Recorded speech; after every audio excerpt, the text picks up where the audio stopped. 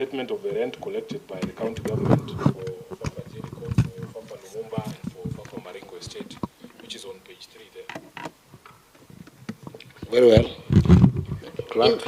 In regards to the rent collected by the county government of Nairobi since 1985 for the Ofafa Jericho, Ofafa Lumumba, and Ofafa Maringo, the governor submitted that the data of rent payment for the 3 estates was an estimation of the amount that the Nairobi County Council may have collected through manual payment up to 2010, where a new system was inaugurated. So he further emphasized that the rent is mostly around 80%. I want you to also be reading committee observations, because that is the point of, that's the next step of our engagement with the leadership here. Because that's why I want to confirm. For instance, when a minutes were not signed, the governor could have said they were signed or not, but now we have got the leadership here who can be able to confirm whether the meeting took place, what were the agreements. So please do read the committee observations. So the committee observed that the requested rent status for Ofafa Maringo for the year 1990 was not provided, and further noted that the automated rent collected had 2 systems, that is the Life Forms and Nairobi Pay, which were running concurrently between 2021 and 2022.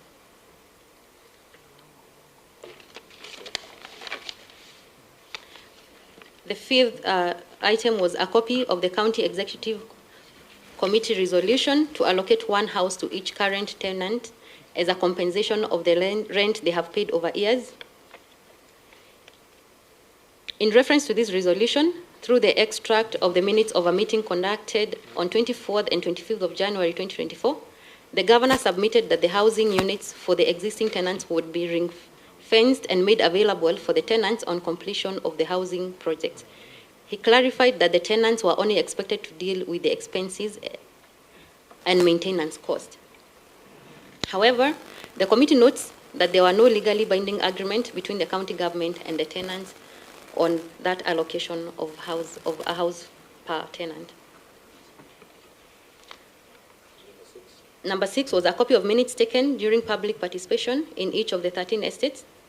The governor provided a comprehensive report of 2 public participation meetings, with the first being held on 12th of February 2021, covering 10 estates, which was Ziwani, Lumumba, Ofafa Jericho, Woodley, Bondeni, Bahati, Kariobangi North, Embakasi, and Maringo, while the second meeting was conducted on 25th of May 2023 for 13 estates, which is Ziwani, Lumumba, Ofafa Jericho, Woodley, Bondeni, Bahati, Kariobangi North, and Embakasi, Maringo, Huruma, Kariobangi South, and Buruburu.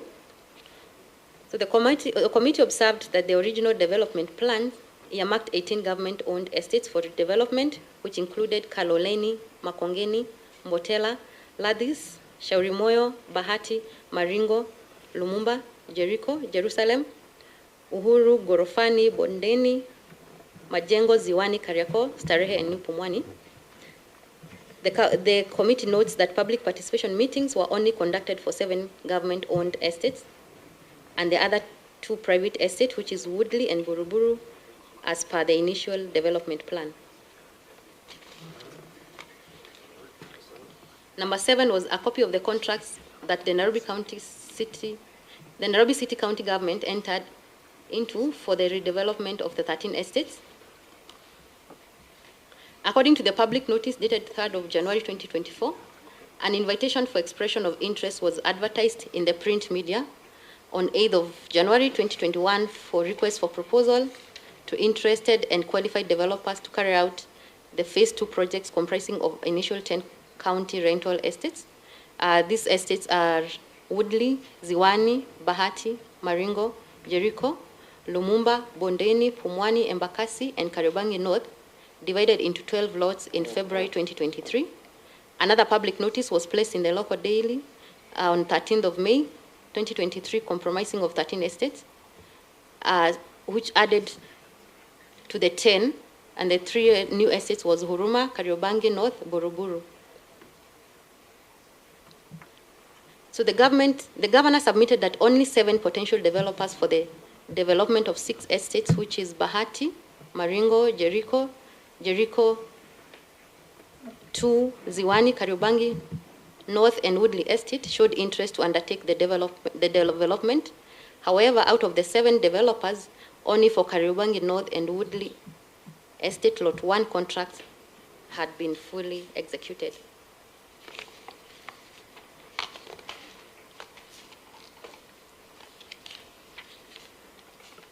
So the committee observes that only 2 estates under implementation were not listed at the initial development plan. Number 8, the acreage of land for each of the 13 estates, as indicated. Just before you go to number 8, Clerk, there is an important note there at number 12 that I think it is important for the people here to hear. Paragraph 12 on page 6. There's a note on page 6. Yeah. Note 12. So far, only 2 contracts have been signed by Nairobi County Government and 2 developers. That is MS UD Patel and Company Limited for the redevelopment of Kariobangi North Estate and MS Africa Rate Limited for redevelopment of Woodley Estate Lot 1. I hope that the leadership of the estates have taken note of that. Proceed to number 8. Chair, number 8 was the acreage of land for each of the 13 estates. The governor provided details on the portions of land for the 13 estates, as indicated.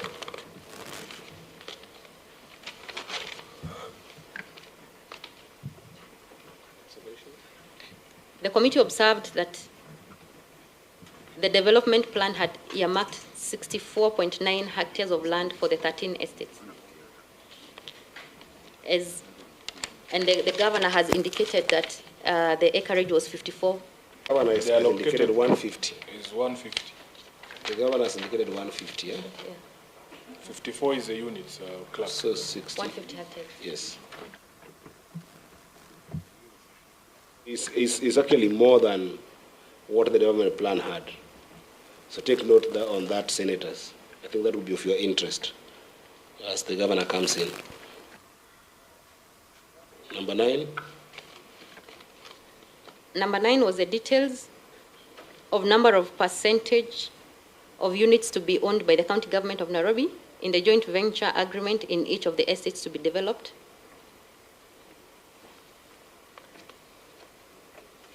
So it's attached in the matrix.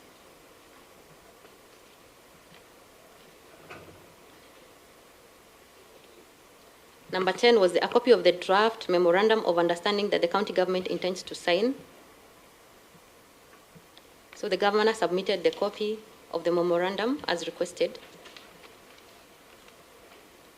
Yeah, I think the others are annexed, so I don't want to belabor those for the process of proceeding on with the meeting. Senators, I observe that this is a PRS document. So I wanted to ask our team from the PRS if there is any variation since this document was generated in the best of your ability that can be able to inform senators to execute on this matter properly. If there isn't, then I'll go back to senators. PRS, do you have any variations? Because this document was prepared by you. On any of the presentation that has been made by the clerk. Thank you, Chair. No, it is as per it was already prepared in the brief. Chair, I wanted to Members? also inquire, because, Yes. you know, I don't know if the committee also prepares like publicly available brief, because this is for the benefit of the senators. I suspect that the leadership of the estates don't have this document. So it would have been nice and proper to prepare something that has all this, because she had gotten to number 9, and I thought that it was also important for her to take them through number 11. I'm sure you are getting notes. Yeah? So number 11, there was a requirement for a schedule of developments for each estate indicating the expected commencement dates and anticipated timeline for their completion and proposed project implementation. That is information that would be critical and important for the engagement with the leadership of the estates. So because it is the last paragraph, and in fact, there's only one more paragraph, Honorable Chair, I request that she just takes that one for the benefit of the attendees. And then, if it is possible, we need them to have a brief, for just like the one for us, Senate, for them to also carry home. I think you can go ahead and read the next. But Senator, I wanted to perhaps advise that for the purposes of processing, because we have to process all these documentations, and there are volumes and volumes of them. Certainly, the documents of the Senate are usually available to the public, but after proper processing, which would mean processing them to the level that they're put in the House and tabled for the public to consume. But for the purpose of this conversation, I think it's important that we meticulously have the clerks read them out as much as possible. And that's why I requested before that the representative actually be able to pay attention to all this, because it's very critical for them. May you go ahead to read what the... Chair. That's okay. Yes. You also guide on that. But you see, I think what Senator Smith is trying to say is, you know, these people here, they understand these issues much, much better than all of us. So if you presented them with Welcome, Governor. Chair, I'm on the floor. So if you present them with this document and just remove the sections that are directed at senators, they would engage us very, very fruitfully. Yeah.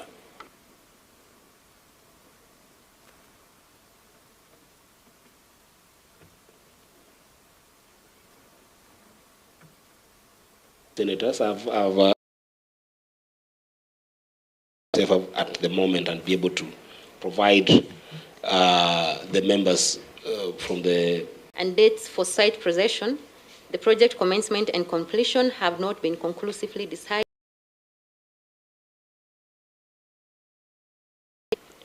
The implementation of the first 7 sites within the 6 estates, namely Bahati, Maringo, Jericho, Ziwani, Kariobangi North, and Woodley, is how the projects were advertised and in the procurement process for redevelopment. I think let's go conclude on the entire document, isn't it, Senator Sifuna? So that for the benefit of the representatives.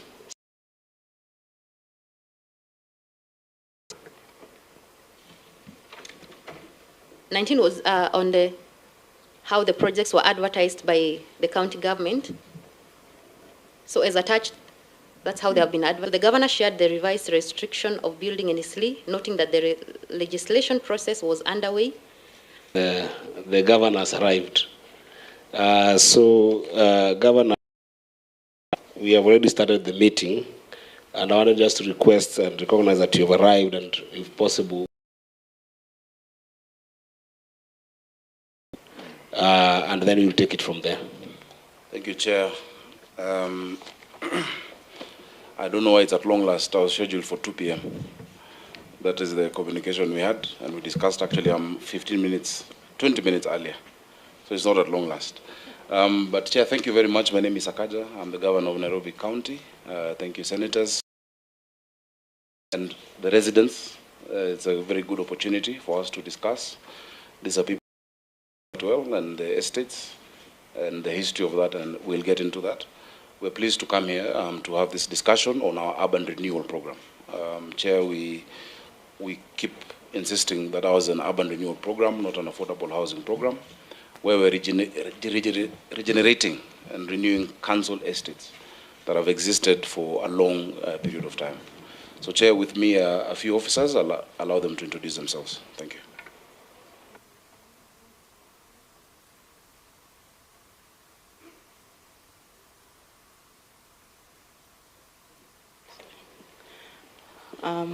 Chairman, members, my name is Lydia Mathia, Chief Officer, Housing and Urban Renewal, Nairobi City County Government.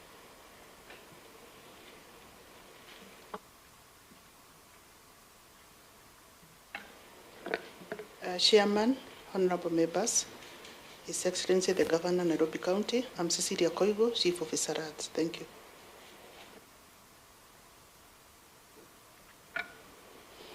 Chair, members, and other Nairobians.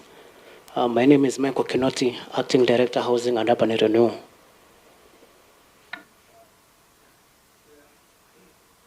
Boy, Deputy Director, Housing. Through the chair, I'm Job Moura, Head of Press.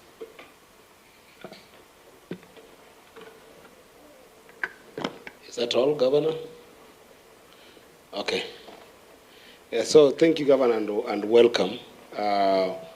We, more perceptive, as you may know, we had sought to have a number of conclusions on these issues. One of the things that we're very keen on as a committee is the dignified handling of residents from these various estates, 13 of them to be particular now,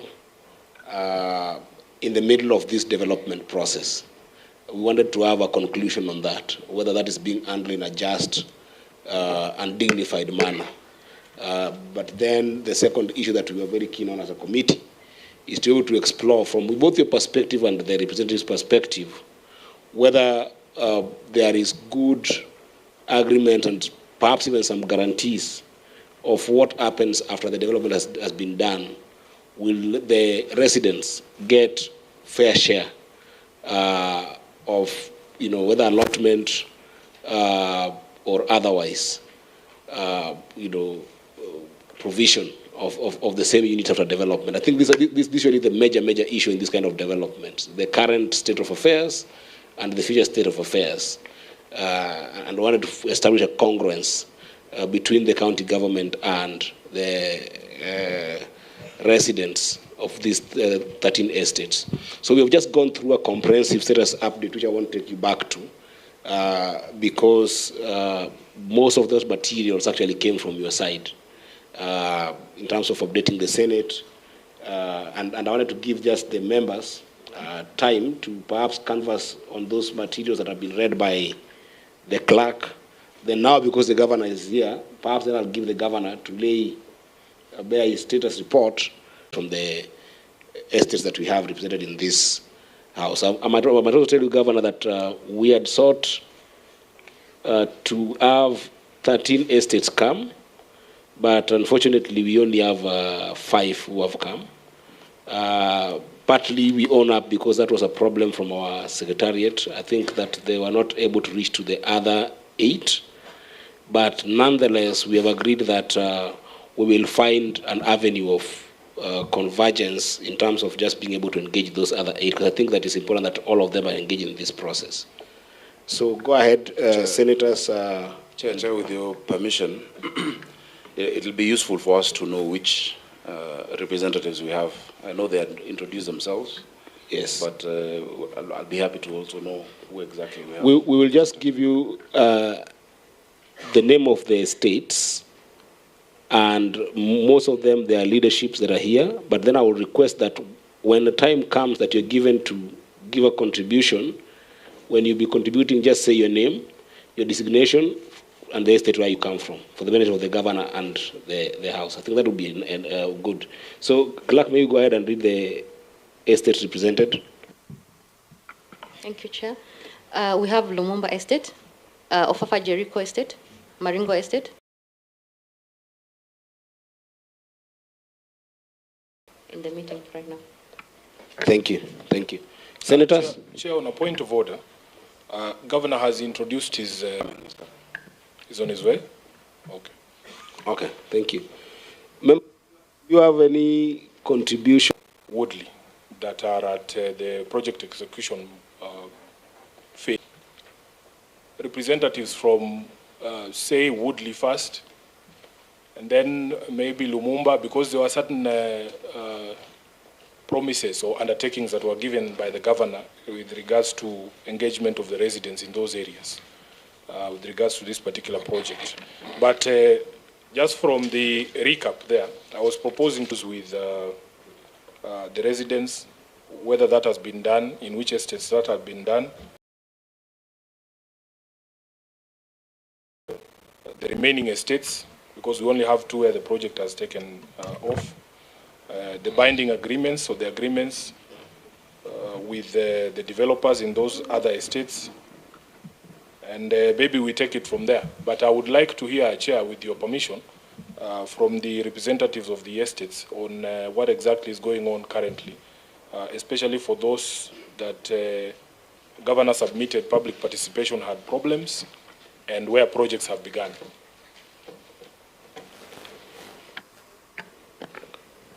Other members? Chair, that's okay. Would benefit from that lead. Though I don't know, Senator Sifuna, whether you'll be amenable to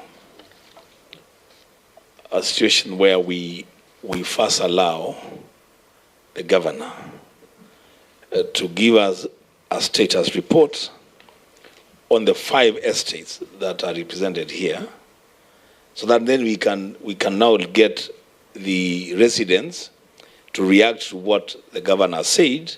Then we engage to react to what the governor said, then we engage them going forward. Because, Chair, remember what we said when we began? We have on record.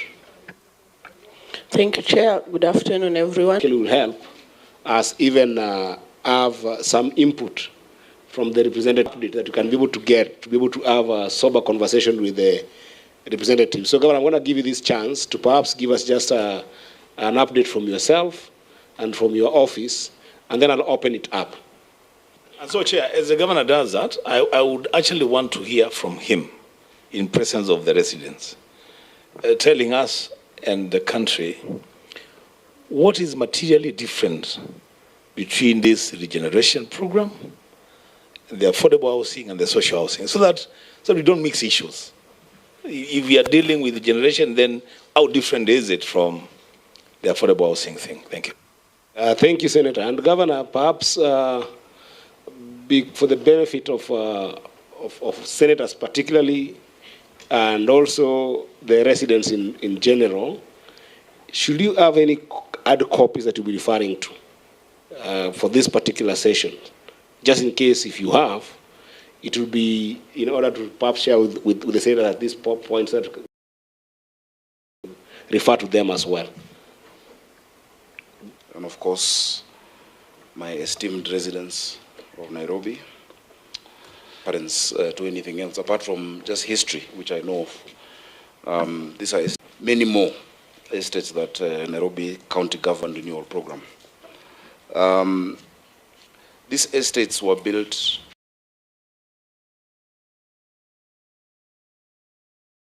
Zani Estate started, the blueprint was in 1939. And it was the lead one G. Fletcher. It was one of the first African decent housing settlements. And in really terrible conditions, as has become the case now in many parts of the city. It's an estate that has produced a lot of Kenyan heroes. The first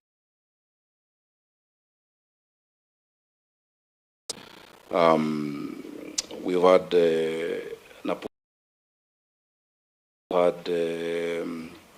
Barack Obama Sr. and many of these people, you know, who lived there, and you'll find the remnants of their history, because the houses are passed on through the family. So you'll find that few, and that is the case as it is in all of them.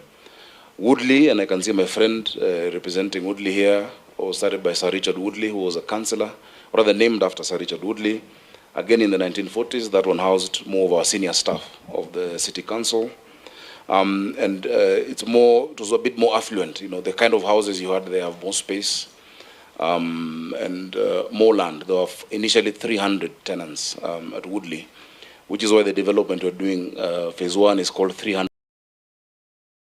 And I can go on and on about all of those. Jericho, of course, you know, is named after a prominent Kenyan politician who was the clamor of independence, you know. And Mbotela was also murdered at the same spot. Was to create conflict between communities and to make the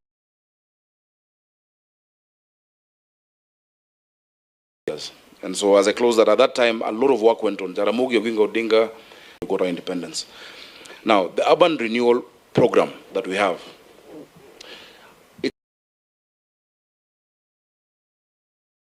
in line with the intention, the original intention of these estates was to provide housing.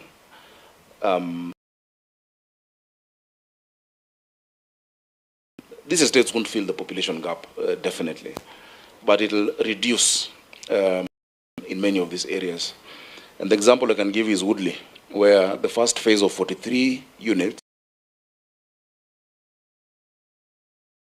there are 1,975 families who will be able to have a decent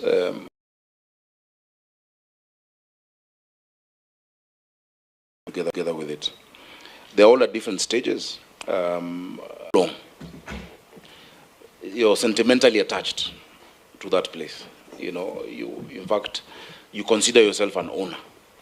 Yet the court gone through the proper process, the county can redevelop these estates. Now, the difference between urban renewal or regeneration, as it were, with the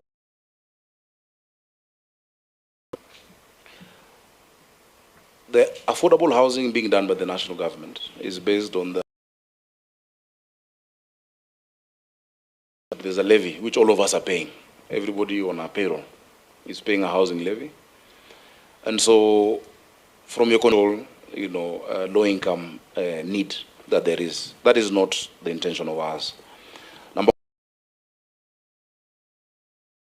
one, main urban renewal houses, apart from the one lot that I explained last week of Bahati,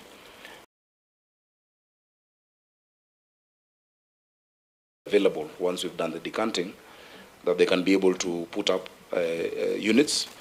And we've said we're treating it just like how we're treating all the other joint ventures, that even as they do that, the county of houses, we're the first county to negotiate that, actually. Others have on the PS to make sure that we get our right. Because remember, I have also a huge component of county staff. We now have 19,000 members of staff, county, under my administration, who we also want to provide for decent housing, as it were.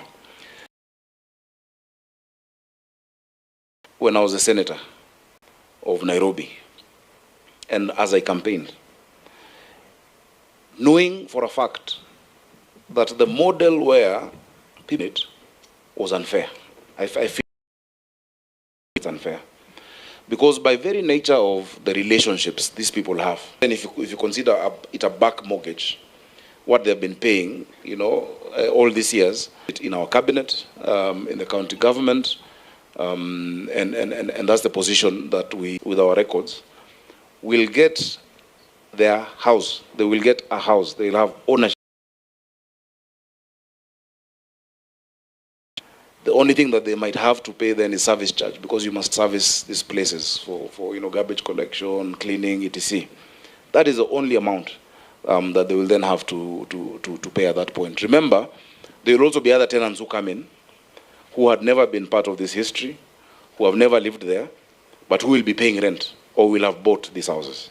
So there's some which will be bought, some which will be rented, and then some which, of course, will have those who had been there. That is a stark difference between urban regeneration and social housing. It is because if you look at social housing, the reason they need a fund is many of the areas where these houses are being done may not be economically viable or attractive to the private sector. But our estates are very attractive to the private sector, which is why, if you look at the tender we did, they were falling over each other, to come and bid for those lots. Because they have seen that commercially, they can be able to build, relinquish the units owed to the county, and make a profit. Because they have an imperative of profit, they're businessmen. They're not doing it because they love Kenya. They have a profit imperative. And that is why, all of them have structured their financing to be able to reflect that.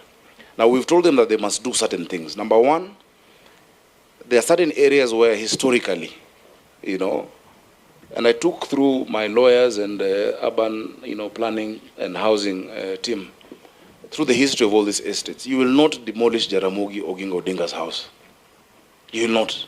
we want you to retain that or something to show as a museum. This is where Jaramogi Oginga Odinga was staying.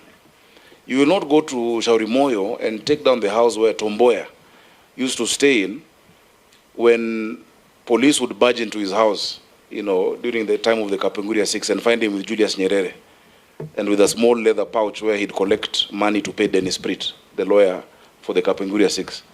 It would be so bad to lose that history. And there are many other examples. And these houses also should provide, if you go to Jericho, boxing is big in many of these estates. We need those social amenities to be put into those estates. Whether it is a new social hall, a bigger one, whether it is also maintaining Camp Toyo, which has gone into dereliction because it was being run by CDF, we've asked for it, and many other examples, Chairman.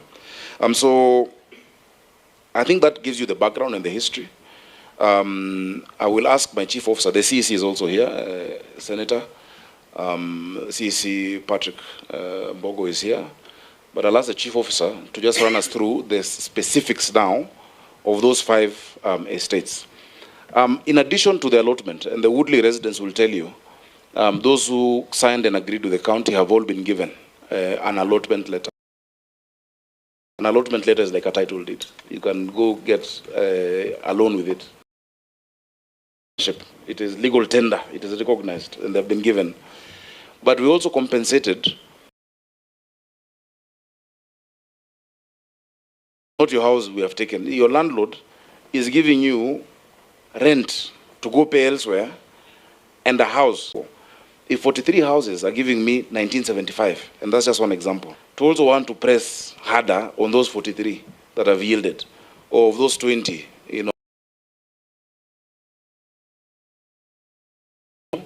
Just a point of order, Chair, before the CEC comes in. Senator? Yes, Governor, it's good to give that broad. We like to ask some specific questions just about the things you've said. Yeah. Number one, with the negotiation with, what is the percentage housing the county government is getting? Number two, this affordable housing ending up selling them. We want to know what measures for the existing tenants to get their houses for free. That cabinet memo, because we need to see it. And lastly, a copy of that allotment letter.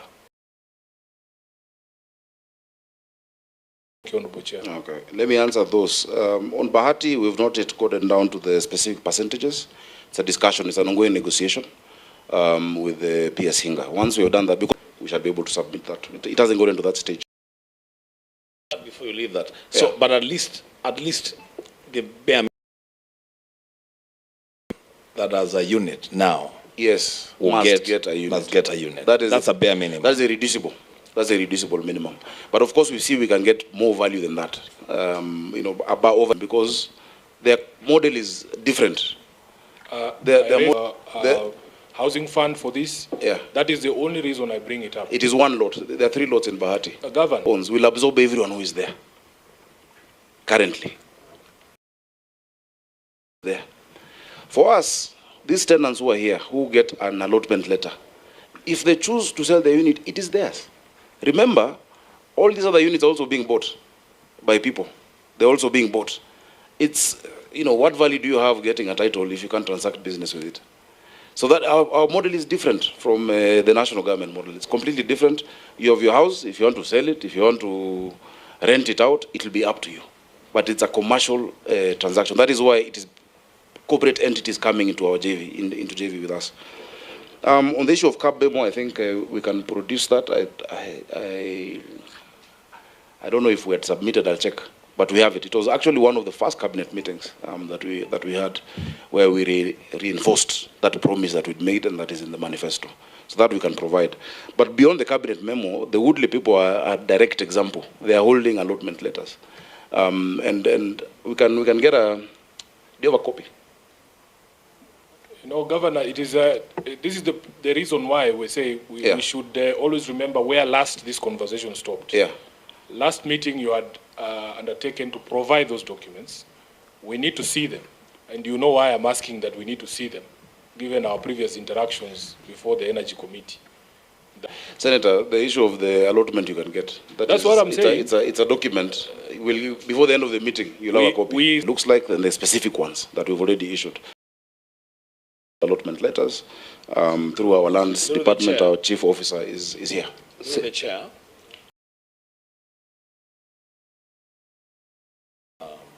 Woodley. Yes. To confirm that Yes. they have actually received those. Yeah.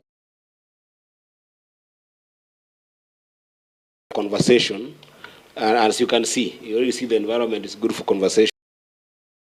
This will also be delved in if we give the biggest stakeholders in the House today is actually the representatives. Yeah, so that's why I'm trying to be lenient, so that let the governor finish, and perhaps I want substantive follow-up question like what Senator Sifuna has asked, so that the ones that we can be able to delve in terms of granular questions can come, or insights can come from the other side of the, because I'm very keen to listen to the residents and I want to give them adequate time.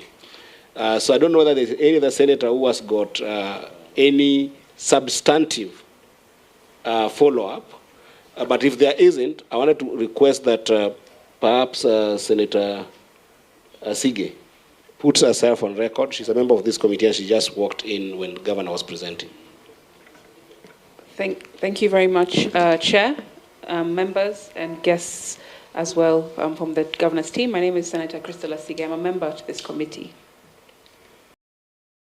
Senator Chute, I see you want to say something? Yes, thank you very much, Chair. Very quick one. The governor, the percentage for the county government of Nairobi was 30%. The Department of Housing, how is he going to expect to get the 30% to the housing department for affordable housing? How does it work? Governor, please, may you respond to that? Chair, the value of the land. Remember we discussed that. The value of the land vis-a-vis the development. You might find a place where the value of through the chair, and then you add the entire development in it, then you're talking 30%. But if the entire development comes to 10 billion, it cannot be 30%, you know. And I think I gave example about that because it left people with a bad taste. And to be fair to them, and also to be fair to the first, he had done this before. You know, that's why we have our challenges in Pangani and in, Jivanji. If one was to not be pragmatic, you'd say cancel this entire thing. But in Jivanji, it's going really well. The first 10 my county government, you know, we shall. I just request anybody whose their mic is on, just don't have the echoes. Governor, proceed. Yeah, so that, because your presentation was a substantive one, that I was giving the senators to give us. I to ask you 4 substantive questions, which I also want the real deal that you are presenting. So I wanted you to talk about that historical from Migori, but I'm a very passionate son of this country, and I strongly believe that the approach to Nairobi, being a properly run metropolitan city, whether it's by the county government is immaterial, but just in terms of the principle of it, integration into the larger cosmopolitan area. The third substantive question I wanted to ask you here, you did not talk very strongly about having a developer and the plan. I don't want to come down into that, but by principle,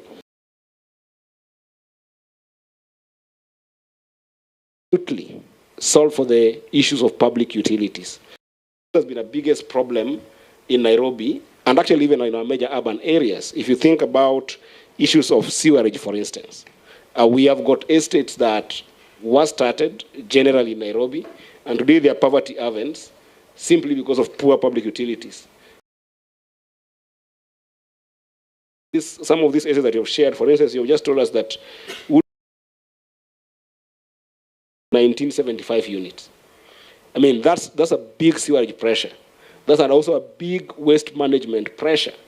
If you think about waste management in Nairobi, is there a principle approach to it that the residents who are here can also be able to chime in? And these are also some of the areas of public participation that Senator Sifuna had asked before, whether there was proper public participation. Then the last thing is just about quality of life. Remember, I asked about the dignified living of the residents as they are currently and as they will be in future. And some of these dignified lives incidences that we have seen of serious. Here we're talking about 13 estates. And we're talking about high-rises, which have become a symbol of concrete jungle, even in the news and Lavington. Is there thinking about quality of life with regards to vagaries of nature as you're presenting? Thank you, Chair. I'll be very happy to answer them now. The first question you've asked, and these are good questions, Chair. Tenancy. You go to Ziwani from 1939, you know. But any lawyer will tell you that we can only get into an engagement with that person who we have a contract. And the person we have a contract with is the person in our records who is paying the rent. The Rating Act, which you passed in December, also. Yes, there could be some who are the ones we've contracted, the ones who have the documentation, but it is not acceptable and it cannot be recognized to us. We can only engage with those in our record. Chair, in many of these estates, the extensions, they're all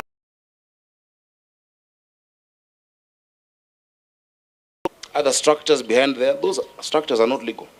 But these people in those structures can get an opportunity to be a tenant in the new development, not to be an owner, to be a tenant in the new development. Remember, they do not pay rent to Nairobi, to the people of Nairobi, you know, because that rent is what comes to the public offer. And so the people will recognize. Otherwise, you'll open a huge Pandora's box. Even somebody who came and put a kiosk in Jericho will also want a unit for free, or in Woodley. You know, you cannot go there. So there are also limits as to what we're able to do as a county with respect to those who are our tenants. A tenancy agreement is a legal document that is binding, either implied or implicit, or explicit in terms of a document.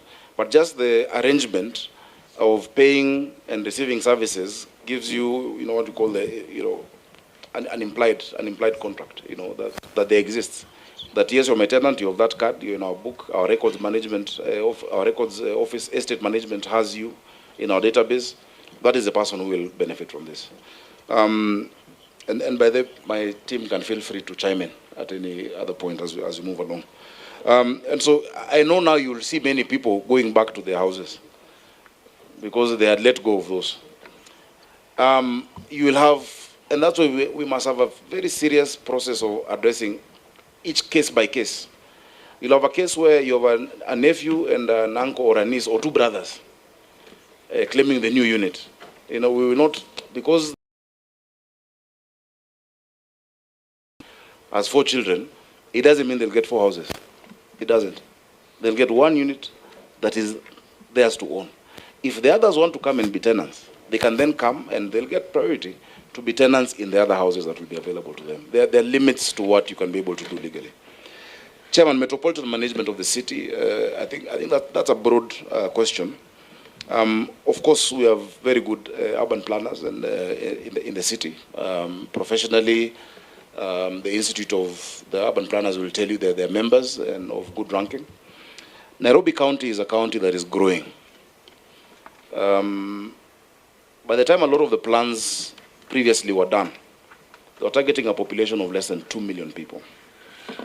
Today, we are 7 million in the city of Nairobi during the day, 5 million at night, around 5.2 thereabout at night, because many commute to our neighboring cities. We say Kajiado is our bedroom, and so is Kiambu and Machakos, And so with that, there are certain things that must be done, Chair. Chair, in the next 25 years, which is why we're almost concluding with the unveiling of Nairobi Vision 2050 steering committee. In the next 25 years, we'll have 10.5 million people in the city of Nairobi. Of course, there is a huge strain on the infrastructure as we speak. There's need for us to avoid what we call urban decay or urban sprawl, which is why our development control proposals at the Assembly are to increase the heights, But it's not increasing the heights without thinking about the amenities and the utilities. And I will break down to you what we're doing with water and sewer. And many will tell you they're getting more water, but I'll explain why and how and what is happening with that respect. Chair, you have urban decay in areas where somebody has to travel from Kamulu to go drop their child to school in Makini and go to work in Westlands, or go to hospital at Mama Lucy on Kangundo Road. Yet, each of these estates should be able to have all of these amenities. That is what had been before. You'd have a health center, you'd have a market, you have a hospital, you have a school, and possibly many people would work around that area. Now, avoiding urban sprawl is not creating a concrete jungle. Any globally acclaimed urban planner will tell you that is where the world is moving to. You'll be shocked. And this one you can Google and search or research in any way. In the east coast of the US, the greenest part of the US is Manhattan. That is considered the greenest part based on carbon emissions. And it is that way because they have done what we call densification. With that densification, more people are walking, they're using less fuel, the emissions are much lower, people work, and that is how you create a city that is, geared towards the future. We're dealing with climate action. Remember, Chair, this is not just a Nairobi problem, it's an African context problem. In the 1950s, 22% of the world's population was in Europe, only 7% in Africa. Where we're going to be living on the continent of Africa. And of those 1 out of 4, 25%, 65% will be in our urban areas. So what we're doing is something that should be replicated in our urban areas on the continent and in Kenya, in our counties. It needs to be replicated. You'll have poor quality of life. And so when we're doing these estates, we're putting into mind the need for urban areas, green urban spaces, recreation facilities, sewer provision, the issues of traffic.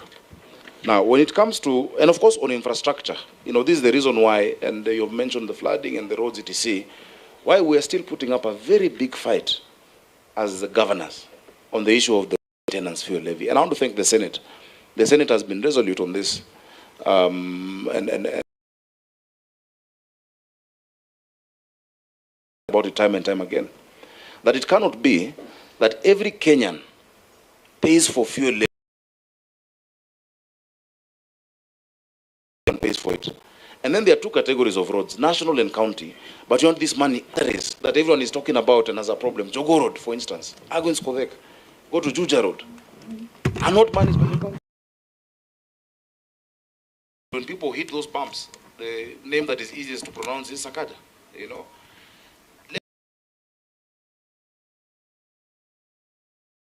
Infrastructure and plan citywide or countywide. Yet the area of focus is so narrow. And I gave an example. I don't want to give a specific form of settlement and also a middle class settlement. For instance, Upper Hill and Kibra, or Hurlingham and Kawangware, or Westlands and Kangemi. And I don't know why Kenya rural roads is in Nairobi, but anyway, they are. When they get money, they will not put it in Westlands supermarket or in Jogo Road, which or Hurlingham, or even areas like Jericho. They will put it where the votes are. But a county government is able to think between these areas. So, Chair, on infrastructure, I think we need more support. And counties should also be allowed to resource it. Remember, RMLF, a component of it, I think 25%, is being securitized. But it's being securitized. Government can go borrow, securitize, and do all that for their projects, but not for county projects. For you to build a city of the future, the amount of money you need is way more than what you collect. and way more than what we get from equitable share. Even if we push to 450, Nairobi will just move from 20 to 23 or 24. So, Chair, on that one, I just want to... Chair, I think that if the governor restricted himself to answering specifics, we would move a bit faster. Yeah, specifically what is about infrastructure?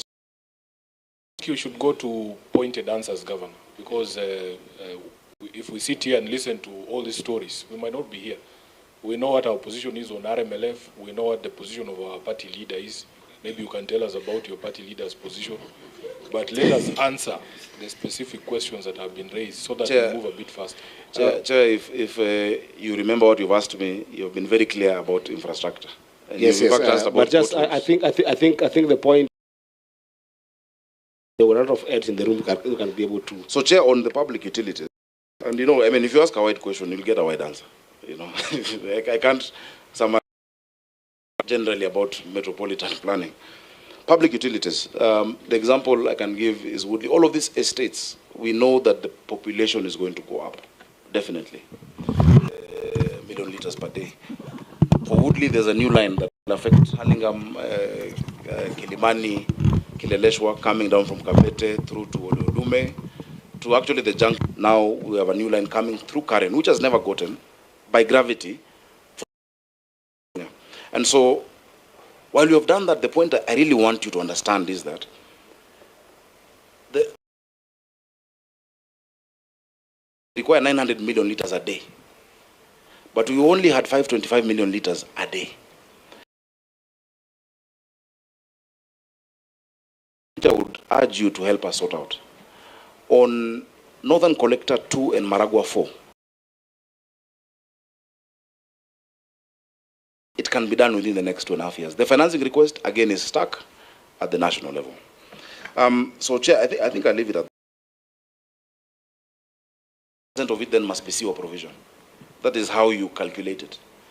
At least with the Nairobi River Regeneration program, 54 kilometers. That will serve population for the next 40 years, but along that corridor. Along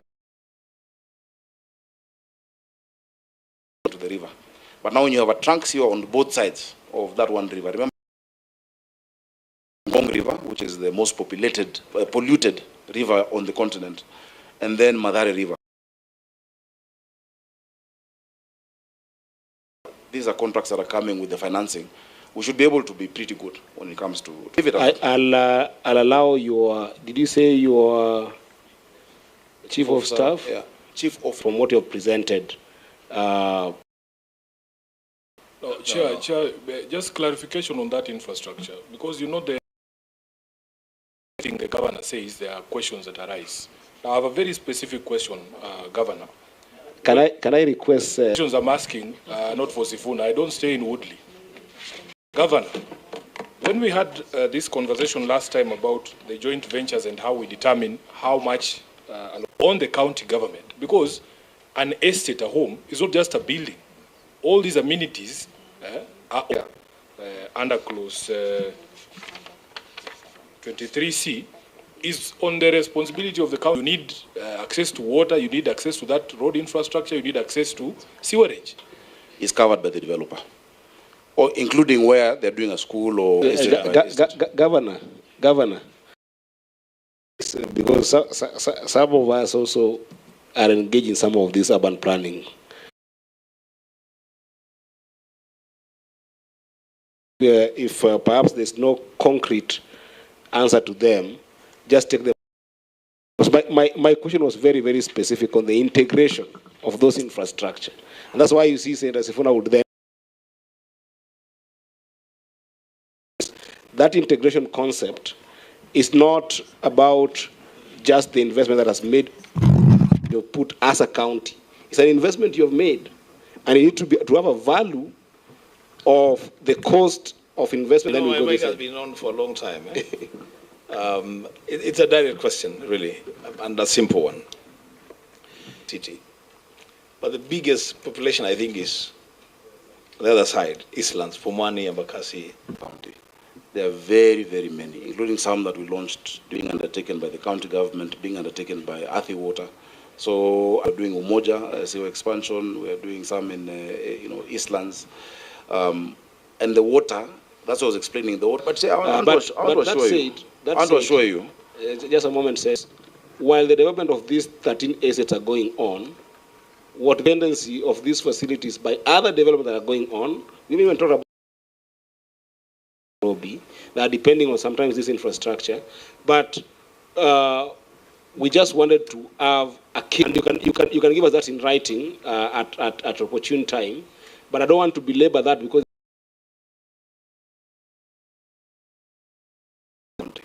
Chair, the county is an ongoing institution. We build roads every day. We have a plan for roads. We have a plan for sea. This urban renewal plan is not something that someone came. There's been a lot of professional input. Of course, there are faulted areas of execution, but the engineers, the planners, the architects, the transport professionals have been sitting on this for years. Remember, it's any of them. We have Jericho, we have Bahati, we have national government is doing something. We're not just sitting, doing nothing, waiting for houses to come up, Chair. Please have that assurance. Can I give you 3 minutes? Can I do it in 3 minutes? We have several projects in Nairobi in what we classify Pangani and Jivanji, which are under construction. Phase 2, we have Woodley, Lot 1, Kariobangi North, construction. The rest are currently in joint venture stage, where we are imminently about to sign lot in phase 2, which didn't get a developer, and now the new lots that we'll be putting out. These are Bahati Lot 1 and 2. We might drop, based on our negotiations with the national government, we might drop Bahati, and we have Maringo Lot 1, Jericho Lot 3, Lumumba Lot 1 and 2, Bondeni, Embakasi, Woodley Lot 2. Very well. Honorable Senators, I wanted to seek your... And followed the guidance that the chair gave. That there are 5. Don't tell us about the other lots. This meeting today, what is the status? Chair had guided Lumumba are here, Woodley are here, Maringo are here, of the status in those that are present here. Okay, thank you, Chair. My apologies. Maybe missing that direction. For Lumumba, Jericho, Lot 3, we will be advertising, but currently we have Woodley Lot 1 is ongoing. The developer is on site. I believe currently setting out to begin construction. Then Woodley Lot, Maringo, Lot 3 and 4 will be, Maringo Lot 2 already has a developer with whom we are signing a joint venture.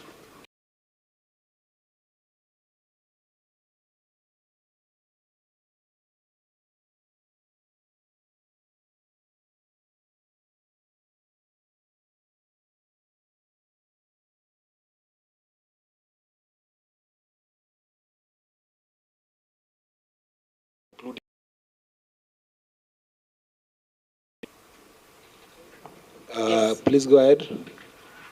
You are done with the tenants. All public participation. In terms of the intention to develop, all right, that one we have concluded. What is not concluded, how we are compensating these tenants, those conversations are pending, as they are for most of the residents who are here. So those nitty-gritty conversations have not yet been concluded with all of those estates. Now, you were taking by the governor, last time you were here, Your Excellency, that nothing would happen prior to conclusion of those, I don't know why you're calling them inconveniences, because these are, to classify the concerns in Jericho or Lumumba as inconveniences. These are major concerns. And Governor, without these so-called inconveniences having been cleared, share with your guidance. Governor, this committee is very keen on closures. Some of them will be long-term closures. Some will be impacting in that particular brief. I think it's one of the most important briefs that we have had in the entire conversation. What I was expecting on those concerns. These are the ones we have concluded in the next 2 months, in the sense that I know that a governor's term is five political activities going on. So we don't want a situation whereby this thing becomes so. We may conclude on it. We will conclude on it. On every single of these 5 estates, with regards to where are you at with those conversations with the residents, so that I can be able to actually open. If you have got that brief, what you have said that you is pending. Direction, but just allow us to also try and help if we can. The governor has said, just hear from them. Yeah, and that's what I've said, that whatever the update she has given that Senator Simon has followed up on is a very, very serious update to those agreements. Chair, where we have a developer, for instance, developer is secured. For instance, we have those statutory processes are concluded and developer is properly on. Remember, it is the developer who compensates, all right? The resources to compensate the tenants for the, even the conversations around how much money are you paying them, requires the developer to be on board, so that then it's such agreements, read Woodley and Kariobangi North, those conversations with tenants have JVs are still ongoing. Okay, I think do it. If you would allow me, the chairpersons from the estates to, and then time allowing, I'll then go another round whereby I'll allow maybe a secretary or a member who, depending on how you are organized, I will be fine opening it up to any of Jericho. If the chairperson or the person representing the chairperson is here, this is fair, isn't it? I'll give you up to 5 minutes. If you want to share that 5 minutes with the secretary, or and remember to reintroduce yourself for the benefit of the governor and his team. Yeah. May I make an honest request? Sure. 5 minutes for us to present. And if we are to start presenting, I would request that Maringo, if you don't mind, if you can give us at least 10 minutes.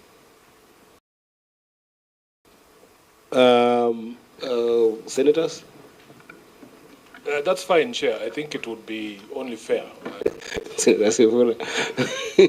Okay, I'll give you 10 minutes. I think that I start with Maringo. Please go ahead. Sorry, the chair is shouting Njoroge. There is Peter Njoroge and shouting Njoroge.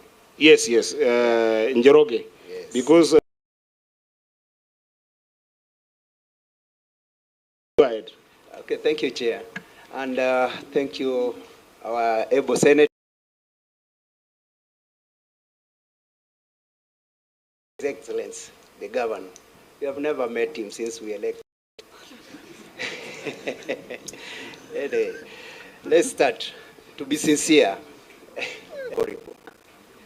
first of all, we came at the bottom of the chart when they were finalizing issues. And when we asked them who did the chiefs and estates officers not engaging the residents of Maringo. When it comes to public engagement, when it comes to awareness, nothing was done. Here we see there were 6 clusters, nothing that was done. When it came to mapping, when they were doing mapping, that's when some road constructions were going on. So they were doing it clandestinely, hiding. And we even asked them, what are you doing? They told us that we are trying to mark the roads. We come here telling you that these people don't come up openly. They come up hiding. Another thing is that recently we were, and several issues came out. about public participation. We came to notice that they are even doing public participation in WhatsApp. Select Lot 2. We have 310 houses, leaving out the rest. And when the acting director of housing was asked to clarify, he said that it's true, that they are doing public participation in WhatsApp, but selectively. It's in the hazards. Another that this project is not following the Constitution, even the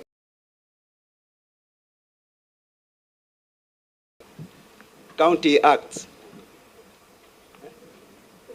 Okay, let me leave it to the Secretary, kindly. Good afternoon, Senate Chair of Maringo Estate Residents Associations. I am Committee on Lands, Planning and Housing on the 26th of March 2025. What emerged from that meeting last month, the project has not been approved by the Council. We referred them to section 140, which subsection 2 rejected first to public hearing. It is mandatory that it has to be subjected to public hearing. It has not been, there is no validation report that has been submitted to that simply for approval.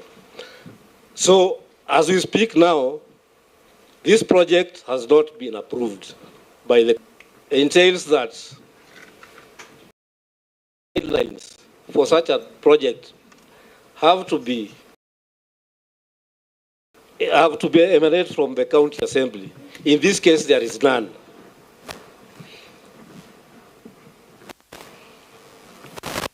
So in our view, to try to implement a project which has not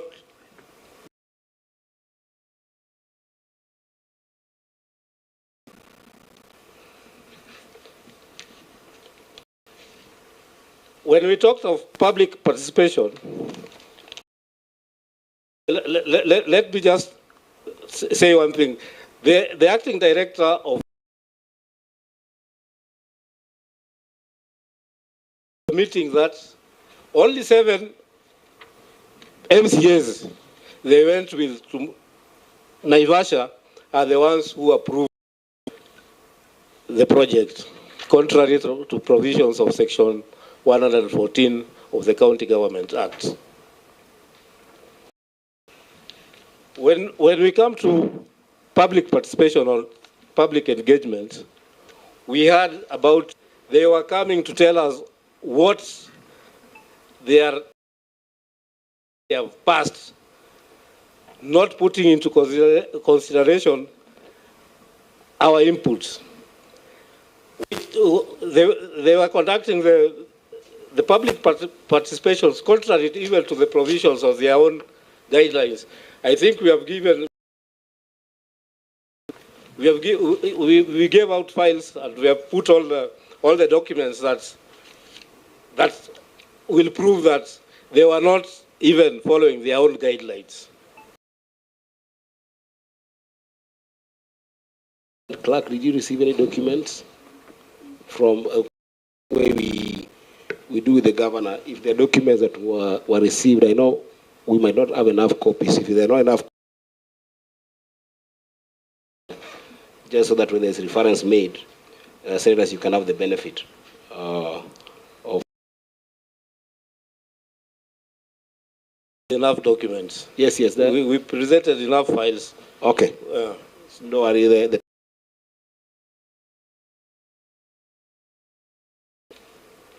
On matters of ownership,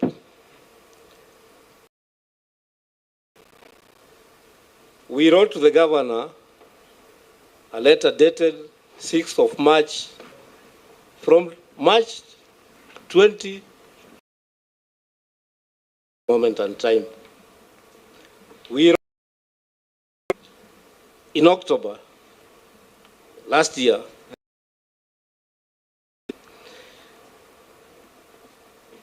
in our letters, we of 1958/59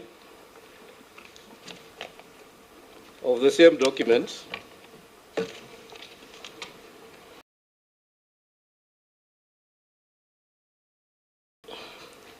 though it is faint, it is somehow highlighted.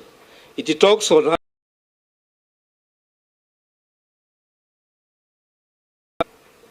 this was constructed with between the Central Housing Board and the contractor, and they only handed the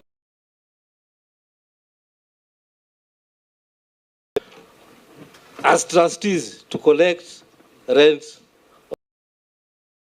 on behalf of the Central Bank, which is now referred to as the National Housing Corporation. To be used, it included all the claims.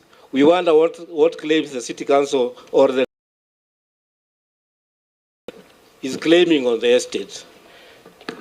We have sessional paper number 4 of 1959, page 39. It gives the redemption of the loan, which is put at 25 years, within 25 years. But the City Council have continued collecting rent.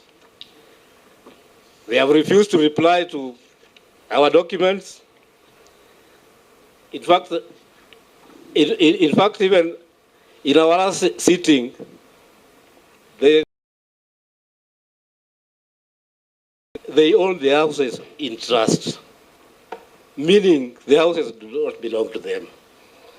We also have a Hansard extract of 1960, which is clear. It was now repealing the powers that they had given the then City Council, the power to collect rent now, and gave it back to legalized at that time was all the administrative arrangements that the City Council. We have also a Kenya Gazette. Yes, Senator. Sorry, Chair. We're just discussing here among ourselves, and we appreciate the presentation by Maringo, but quite clearly the issues that are coming up are issues that actually should have come up during public participation. We cannot allege to conduct public participation here. That would not be possible. Chair, what we would want the Maringo representatives to do is perhaps point to the issues that the governor he has made a presentation. What issues do they agree with? Which issues don't they agree with? So that, as we say, Chair, today we must bank some over and over and over again. Yes, Senator Sifuna. Rise or arouse.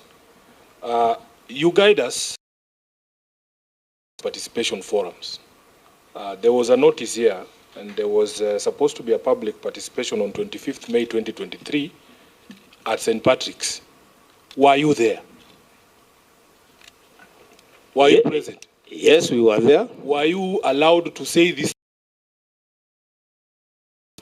These people were only on that day in St. Patrick's. The estate officer came with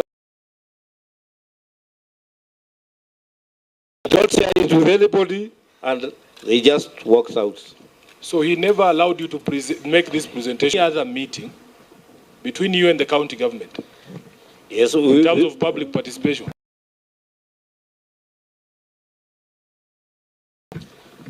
Let me just a minute. You gave us a date here of 2020.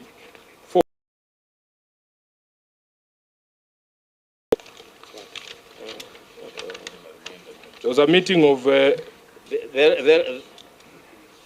is purported public participations. Were you present in those meetings? Yeah, I was present. Did the county leadership allow you to make that presentation that you are making now? No. I think we can move, unless there is any other issue. I've been very lenient. You have actually taken about 17 minutes. Thank you. Yes. I like classifying sometimes some of these themes that come out. So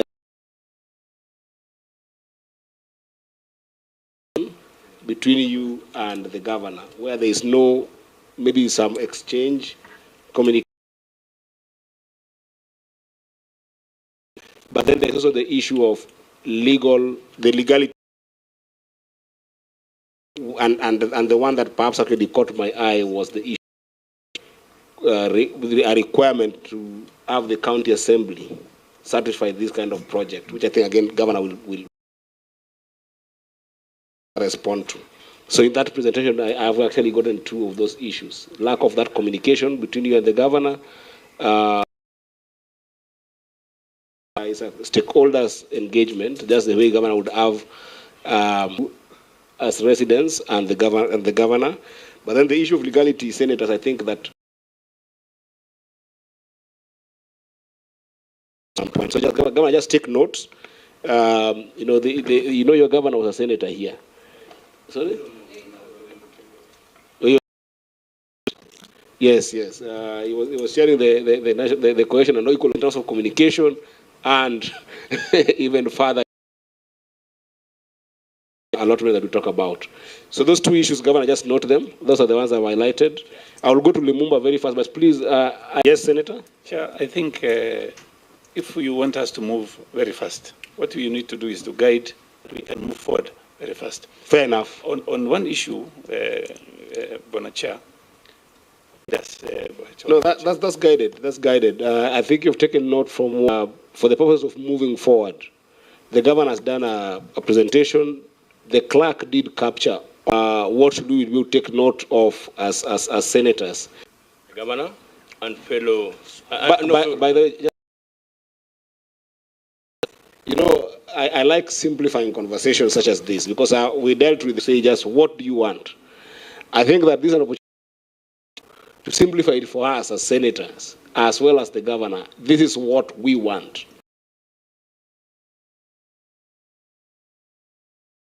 Make sure that as senators you can be able to converge with you and the governor on this issue. Is that okay? Please go ahead. Mega, I'm standing in for our chair, Walter Ogodi. Why do I say owner, not tenant? Yeah, can you restrain the governor from... Governor, stop intimidating. Threatening the witness.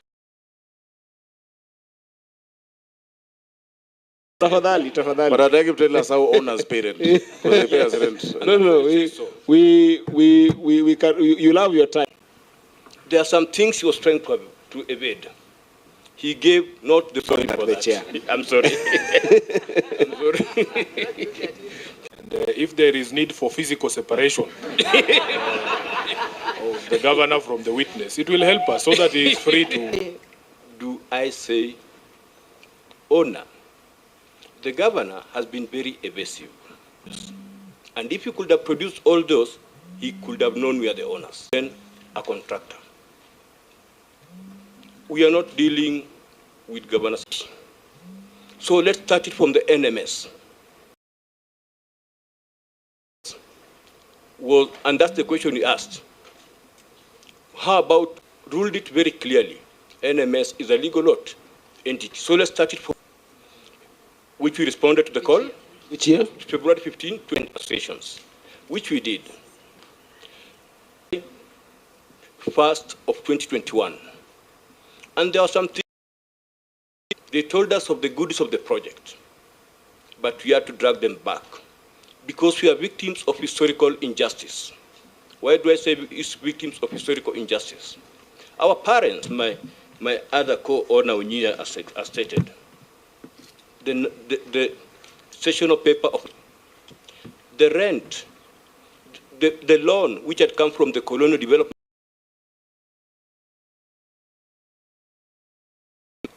through rent structure.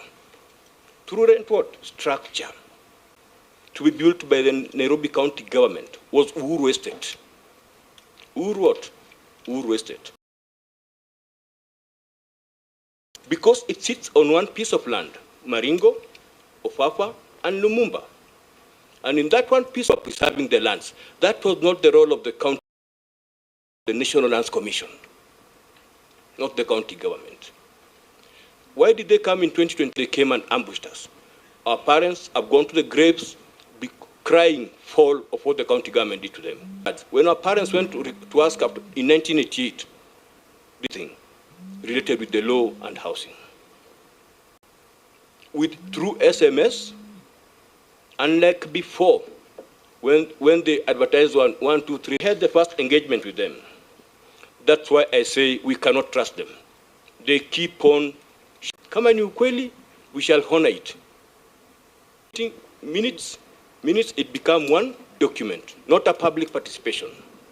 A document for the minutes. NTCG officers at KICC.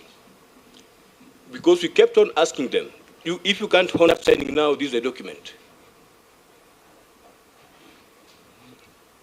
We refused to sign the document, come with the title deed of the land, Block 51. They come with the thing.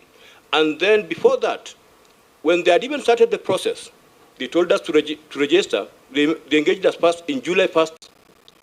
Public participation, we have to be engaged. They said whenever they'll be coming on the ground, they will be accompanied, which never took place. And one of the person who contravened those things is in the house with us. You used to come feature the way the Maringo chairman has said. They could even come with cameras in some double cable. It is an open project. If you check on the EOI, and if you check on what is the name of the person? We have even the video. Who is Kemboy? I want you to be explicit. Yeah, Kemboy works with the. He's a chief housing officer. Yeah, just let us continue. Yes. They continue doing all that. Said you had a video of him running away or what? Doing some service at the AB zone. Okay, proceed. Yes.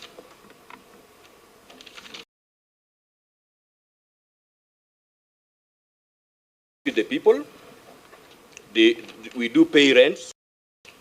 Do they maintain the houses? Ask them which will come a milking cow.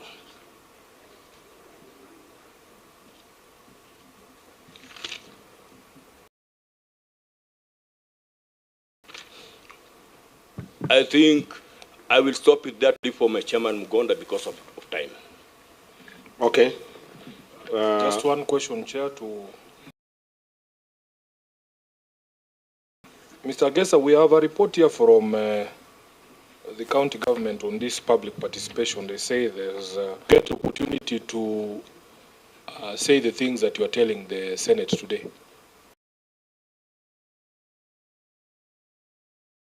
Role was just to listen to what they've come to tell us. So you didn't tell them any of these things? They said no, tumambo tu tuwasomei karatasi, tulipouliza, wakatuelezea. That was the estate officer. Okay. Estate officer Lumumba. Okay. Yeah. Chair, another supplementary.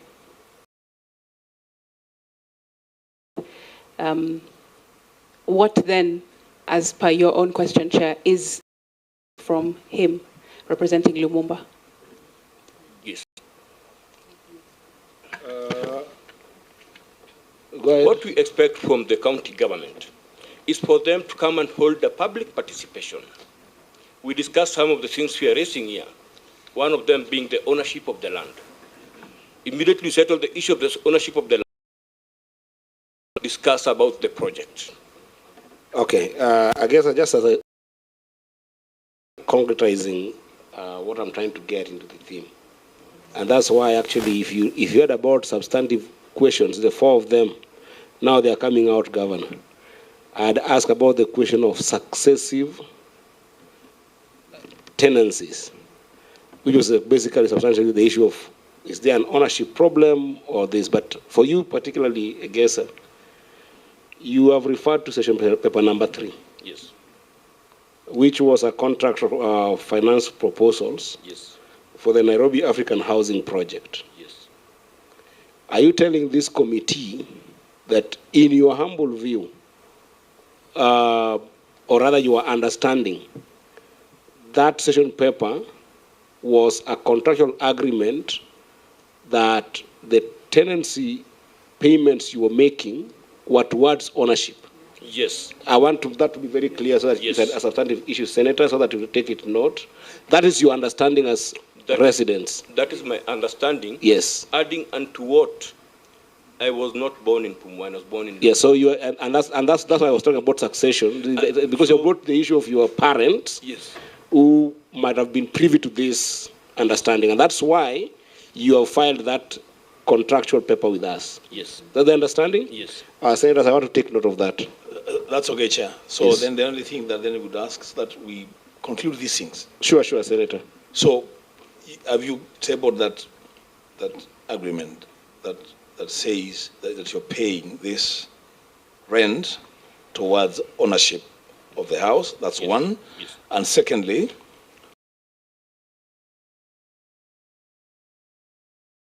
and the houses or just the land and not the house? What do you own there? Is it the land and the house or just the land?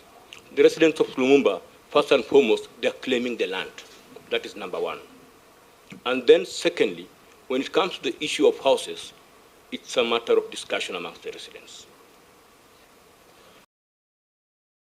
Finally, just let him clarify whether this dispute, a dispute about ownership of land, there's places you can take those disputes. Yes. I don't think that sitting with the county governor, you cannot discuss and agree who owns what.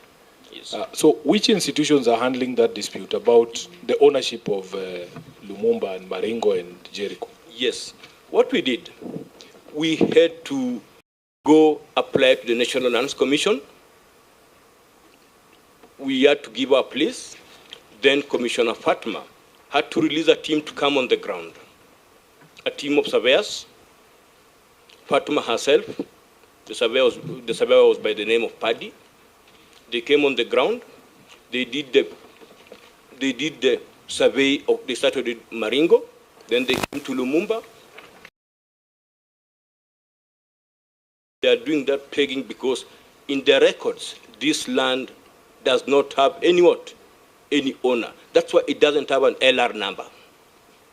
Your position or what you're telling this committee is that this dispute is before the National Lands Commission on ownership, not the land is a question before the Land Commission, the National Land Commission. Yes, it's before the Land Commission. And when we did that,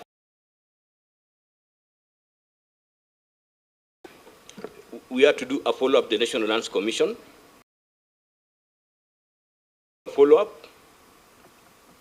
Sometime back, it was last year, we were summoned by Commissioner Fatma. She told us, we have realized the Nairobi, that is immediately the governor had just come from there.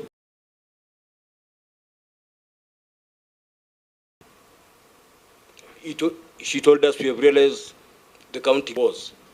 How comes they have a title deed? And the governor admitted before the Senate committee on media cameras, the county government does not. Now, where have they gotten it from? Now, these documents have come from you, right? Yes. There's a letter here inviting you to a hearing before the National Lands Commission. What do you mean by, how much time do you need? Because you seem to be very knowledgeable about the history of this matter. Even if I woke you up in the middle of the night for this committee, you're telling how much time do you need? Because we can also help you. No, I don't. This letter is dated 23rd of April, and they are calling for a meeting on 30th of April, which is a 7-day notice. In fact, we had a meeting yesterday evening, all the 3 estates. discussing about that letter. Why are we not in agreement with the letter? The letter came through someone who was just a coordinator and he left the association a long time ago.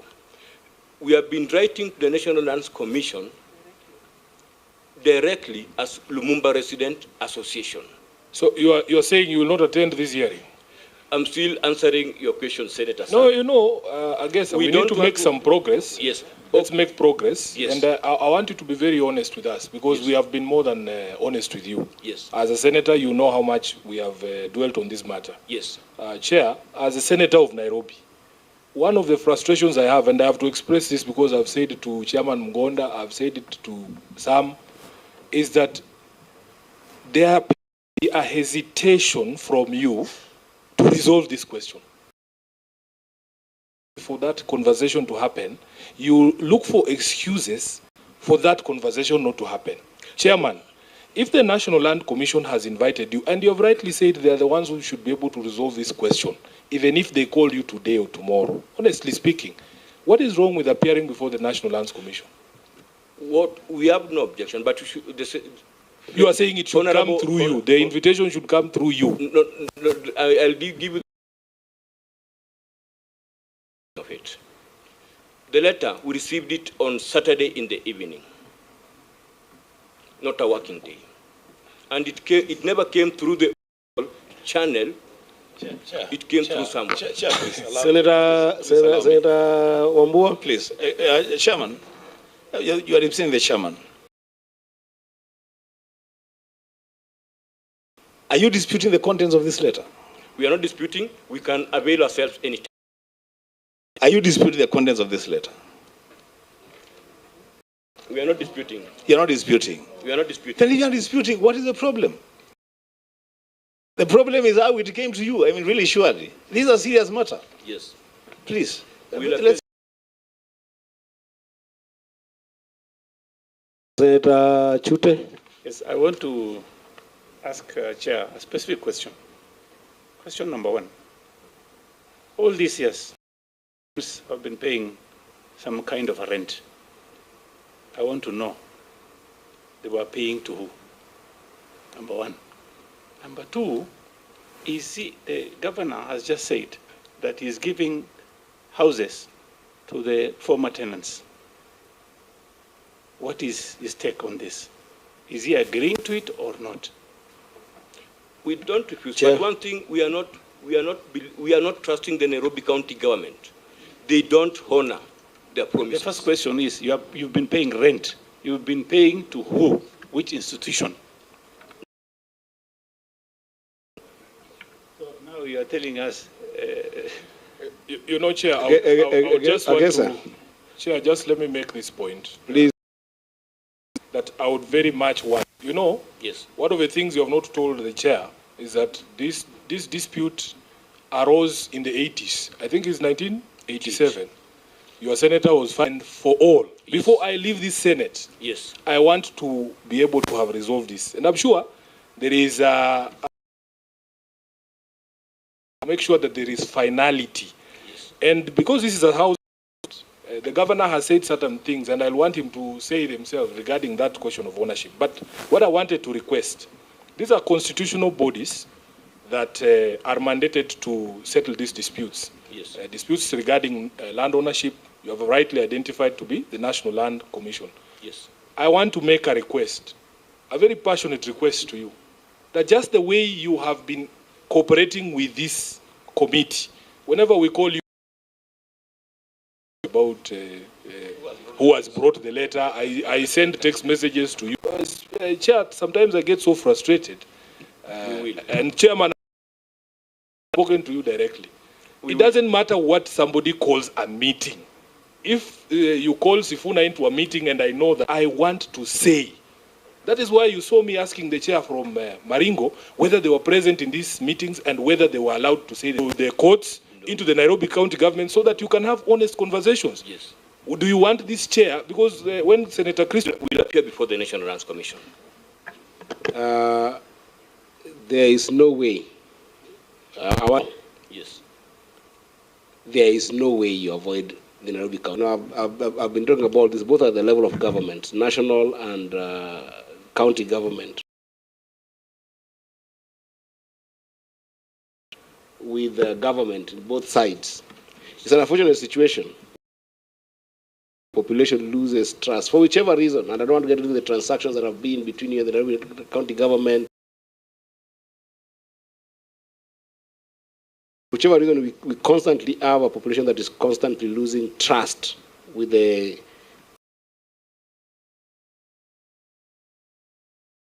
state of affairs, because it is the Nairobi government that is transactioning. And the reason why I ask you about session paper is because you are also agreeing that there was, or whether it is a misguided understanding, there is some understanding that the payment that were at, once these developments are done, the residents would be given the houses for free. And it's that we're not appreciating. Yes. So what I want to, because I've read the letter that Senator Sifuna has referred to here, what I want to is to make sure that you engage with the county government. Number two, make sure that that conversation has been. Because while the senator will work for the people, you send us to these houses, Senator Sifuna is your representative. He talks on interest talking on behalf of the government of Nairobi, unless he's talking about issues of RMLF and how you get money in the government of Nairobi. You, a National Land Commission, if it's an adversarial one. And go to those meetings. If it becomes difficult, I can assure you that this Senate is committed to get this, invite the county government in a multi-stakeholder conversation. But first of all, we need that engagement to continue. Yes, we will. So please listen to Senator Sifuna and engage with the National Land Committee. I agree with it. Thank you. In total. Can I go to Jericho Fafa? Yes. Thank you. Thank you, Chair. Thank you, Chair. Again, my name is John. Of a driver arriving at his destination. And I would like to avoid emotions. Alternative, that is why we find ourselves in this honorable Senate. We are still in ground zero. Ground zero for the one, which was held just before the Lumumba one, at the Jericho Hall at the height of COVID. But associations that will act as a bridge between the people. Any other meeting that has been held was without. It was only the committee that meant the principal officers of the county government. We are coming to update you on the progress. 2019 COVID time, 2021 we start meetings. You're telling us to form associations, meet your people. Participation. Somebody has been mentioned here from the county government, Mr. Kiboi, will stand with me as a witness. Again, mentioned the meeting that was that perhaps encourage the residents to have associations. From this association, in anticipation, and Regeneration project. Correct. And at that time, were you amenable to it? There were similar documents. Okay. And one was never. So that we can move together, because that question, I'm going to give you Senator Wambua, but that question. Following up on what you're asking, Chair. Please, yes, please go ahead. Then and you formed those associations. So what are you opposed to? We would create an atmosphere, maybe. So, because again, the conclusions, at least at a conceptual level, because I think the commission went through. You are not opposed to the project.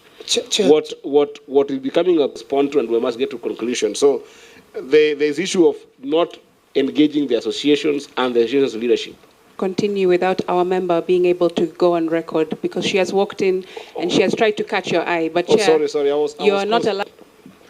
Thank you, Chair, and thank you, Senator Sige. Chair, my name is Paris. Continue. Well, I'll add you. After the formation of those associations, which definitely were the vehicle. But in these 3 meetings, we met with the chief officers, in to mention, including the name of the officer, Madam Marion, who was there then. She said, project, what you want is renovation. In that case, then, I'll give you 10 days within which you should send in the threatening language that was used to us. We begin in August. So, in those meetings, at one time, set of minutes. We sent the minutes at first. Never received, they said they don't have an office. We sent a set of minutes again to City Hall. And when we discovered we gave members of the committee for their ease of reference. Those minutes, we held that meeting. Only the county, the estate officer, came to us to rubber stamp what you have already done in the background is there. We did not produce this document, and therein lies a lot of information which they themselves have captured. Now, when they failed to sign these minutes, and when that meeting of public participation was called, and we drew their attention to this book, it did not augur well with the residents. And by the way, what happened, there was an altercation, and the officers went to seek refuge in the ward admin's office within Jericho Social Hall. I must mention here that by 12:30, that meeting was in disarray. But we reached out to our Honorable Senator Sifuna, and he stopped what he was doing. He came all the way up to Jericho Hall. And after that, when we explained our case, that is when he realized the grave concerns that we had and arranged for us to come to Senate. We could only seek refuge in the Senate. Why? Even now I've heard you say, Chair, that you will make arrangements for us to meet the governor. I have only met my governor since elections twice, today and last time. Chair, point of order. Point of order. Governor, you'll have your time. No. Don't. That's why it's a point of order. Chair. You're not allowed to read a point of order because you're not a member of this house. I'm a member. You are a member, but I will make sure. I will make sure. Governor, it costs you nothing to hear me. Governor, just a moment. Let him just finish. Chair, once he finishes, I'm gonna make sure that I give you a right of response. Of course, I'm responding to everything. Yes, but you don't know what I want to ask. No. The reason why I'm saying this is because when he's presenting, I want him just to finish his presentation, then I come to you. I'm going to give you a chance to be able to ask. Can you just finish your presentation, John, because you've got only about 2 minutes to finish. I will. Allow him to speak. Allow him to speak. Please, Chair. John, go ahead. And therefore, our views which we are presenting to you today and which have been captured in those files in quite some detailed documentation, is that, as Senator Sifuna stated, that there seems to be something here, that we either need this to be resolved or not to be. We need it to be resolved like yesterday. But the problem has been, right from the word go, we offered ourselves to come to public participation meetings, which were never meaningful. And secondly, because you cannot be heard, then the only alternative you have is to seek for alternative institutions that can help you. And that is why we have gone to NLC, because of the land. We believe we own this land, legally so. And we still also understand we legally own these houses as our houses, because they were rent to owner.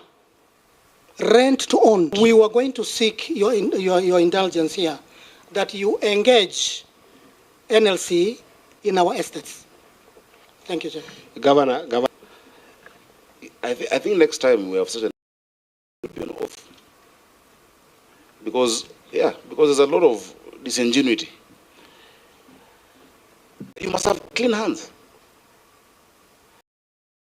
And you come with placards and you threaten others who are registering from attending the meeting. Are we here that our chairs appear to be afraid. Is that your chairs means chairs of the association? Yes, these chairs. Yes, yes, not the chairs of the committees. One of the reasons is that county chairs, and it is our responsibility as a leadership to address those fears so that we let the chairs finish. I think we only have 2 more to go, and they have more to say. We have not even gotten to Woodley. I've got 2 more. Thank you, John, for your presentation. And Governor, just as I said, actually, the way the meeting is going is actually the way it confirms that you're on trial. It's not the other way around where one must rebut the other. But I think that just take note. I'm going to give you sufficient time to respond to some of the concerns that are raised. Let me go to. Let me actually go to Woodley. Let me go to Woodley because I want to mix this.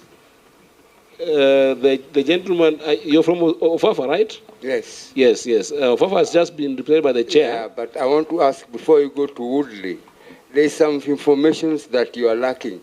Governor is lacking, Senator is lacking, but if it's known, then these discussions will be even more easier to solve. How many minutes do you need to tell me the information? 2-3 minutes. I'll give you 2. Thank you. Thank you, everyone in the room. I have stayed in Maringo since 1962. I was 5 years old. We were the first alpha in Nairobi. Now we are moving out, leading to other alpha. What I want to say is this. 1974, His Excellency Mwai Kibaki, and I want Sifuna to help us on this. 1974, Mwai Kibaki, His Excellency, our late, he went to Parliament, passed about owning these houses. And it went first reading, it went second reading, then there was going to be an election. So Kibaki left, went to Udaya, and those 2 readings are still in Parliament. Honorable Sifuna, can you go and look for these hazards?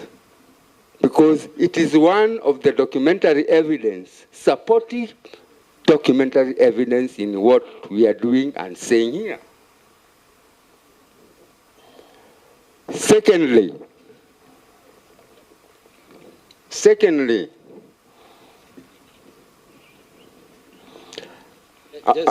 yes.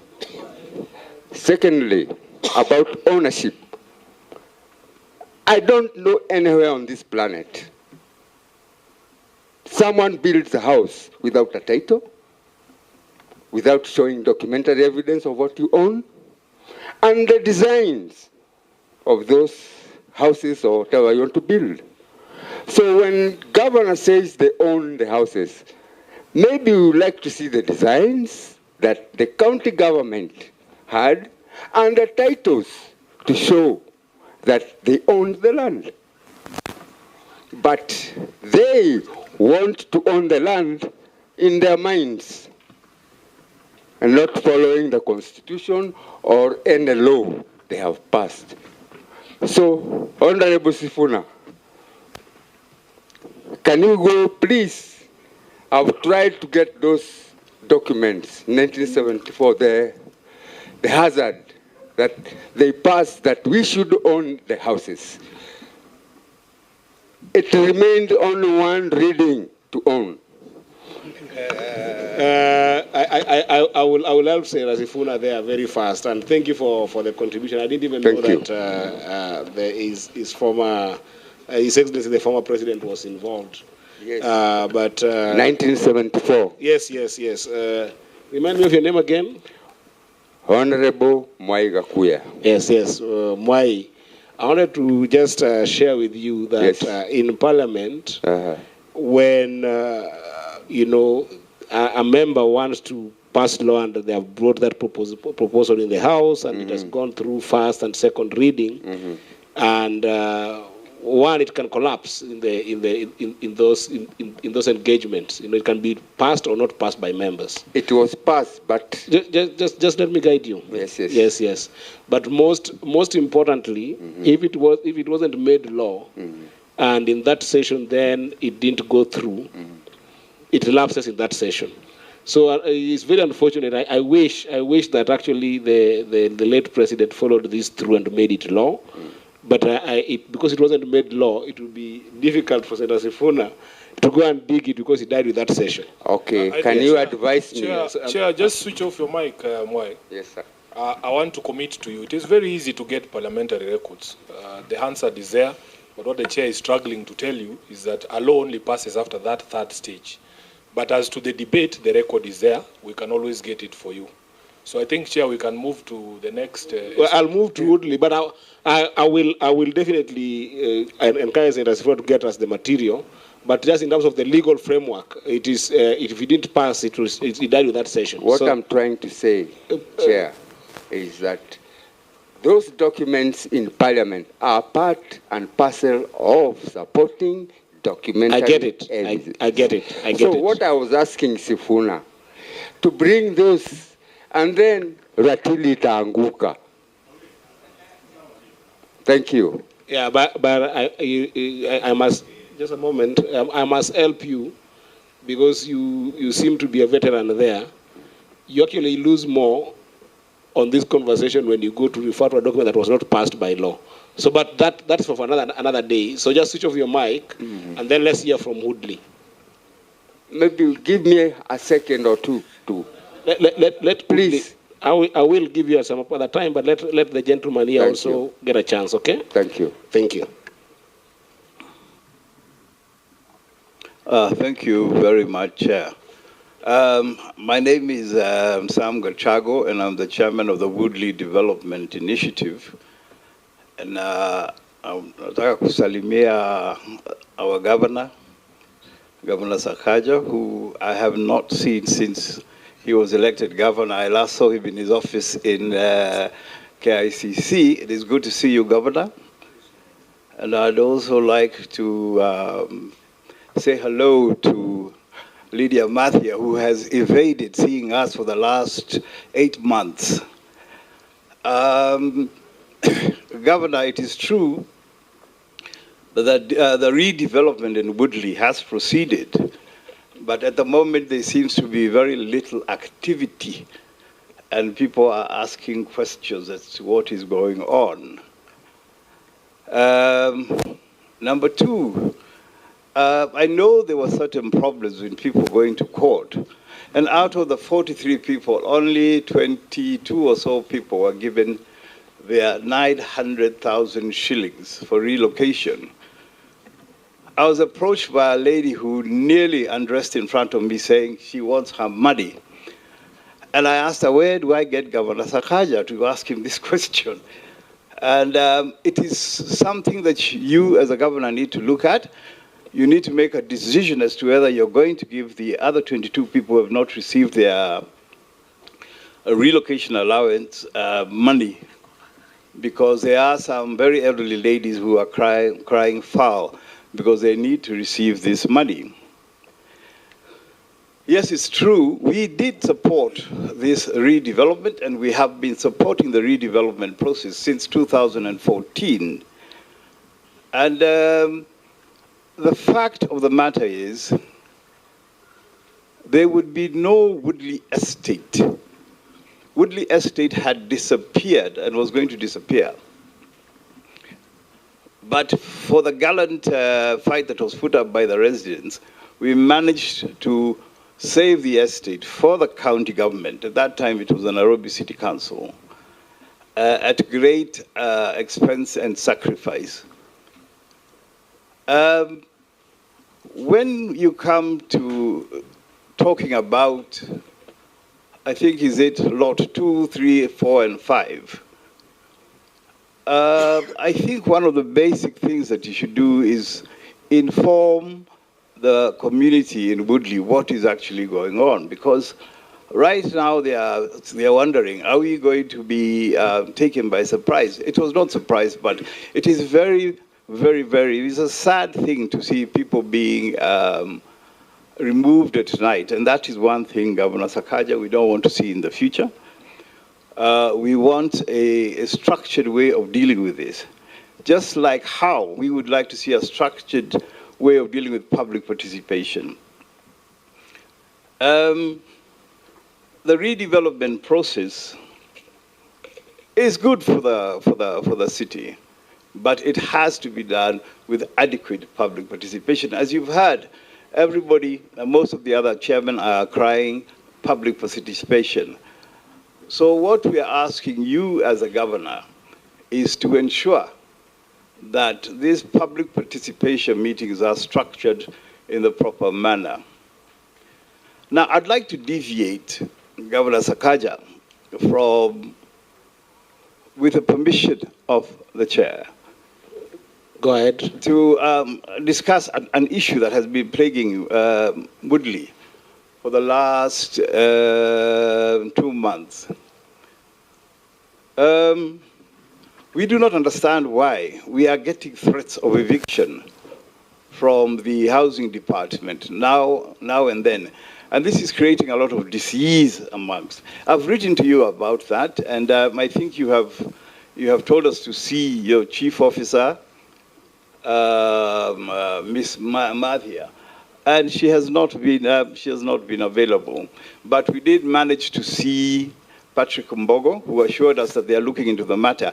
And all this is all due to rent arrears and rent anomalies, rent payment anomalies, which all we wanted to do is sit down with the concerned officials and sort out the issue so we can move forward. Otherwise, beyond that, I don't think there's anything very much I can say. It's only to ask the Chief Officer Housing, please, just accord us the opportunity to sit with you. We'd appreciate it very much. And I'm sure the government has told you, the governor, and don't ask me how I know, has told you to do so. So please make sure you do that, and we shall sort things out. Because one of the basic things that we want to discuss with the county is that issue of public participation. You have stated you have 3 more lots, which we do not know of, and we would like to know exactly what you're planning. We had indicated in our proposal that we should form a liaison committee between the county and the developer and the residents. And that would help resolve a lot of issues. So when we have our next meeting with Madam Mathia, I think we shall bring this up. And I'm sure we shall be able to move forward on these issues. Apart from that, Governor, all the other issues with regarding to the infrastructures have been spoken of. And you have actually pointed out exactly what the county is doing. And we hope... Sam, I don't mean to cut you, but I still advise you that you don't address the governor, you address the chair. Oh. Yes. I beg your pardon. Thank you. Let's continue. Yes. I was talking about the infrastructural development when you're doing a major redevelopment. You've explained it very well that the county is doing things and is continuing to do so. So I think I don't have much more to say to the governor. All I can do is wish him well. And because you have come to redevelop our estate where we've lived for more than 50 years, please do so with a human heart. Thank you very much. Senators from the President Bedford by Mr. Sam, do you have any input, question?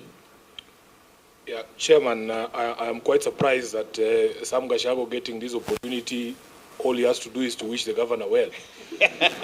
Because in my office, Honorable Chair, there is a file this thick of letters from Sam Gashago and the residents of Woodley. So I was expecting more from you, Sam, but let me address ourselves to the key issues. Because after today, Sam, I don't expect you to write me letters regarding matters that would have been addressed here today. Okay. There was a public participation on the 25th of May, 2023. And in fact, on that day, I swung by to see how it is going on was Woodley and Jericho Lumumba. So I want to ask you problems to your friends from the East. Oh, yes. On the 20th, the one that you're wrong with it, because it was not a public participation for Woodley residents, market the hawkers and so forth. Issues. The Woodley issues concerning the redevelopment were to bring out the main issue. To us, because I think from your evidence today, there are people who are still not compensated. Does it say generally? What are people getting?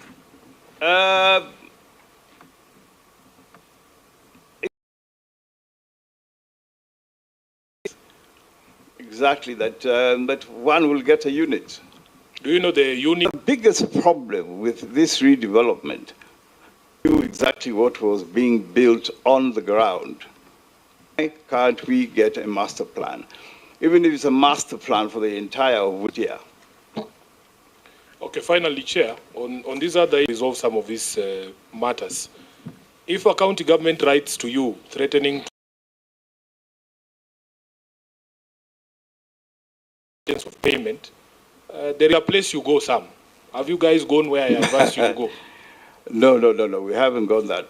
You demolish your houses at night. You still trust these people to have that conversation? No, it's not that they came to demount with them.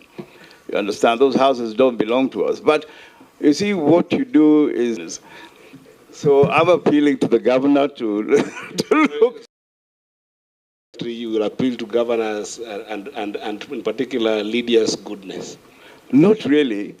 No, they are the people. We are appealing to them. That's what we can only do. Now, according to what Senator Sif. So, your advice was politely rejected.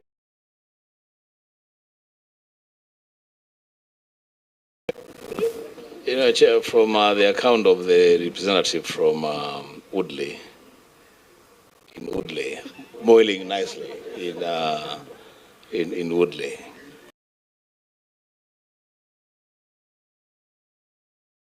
You want this chief officer to accord you a meeting.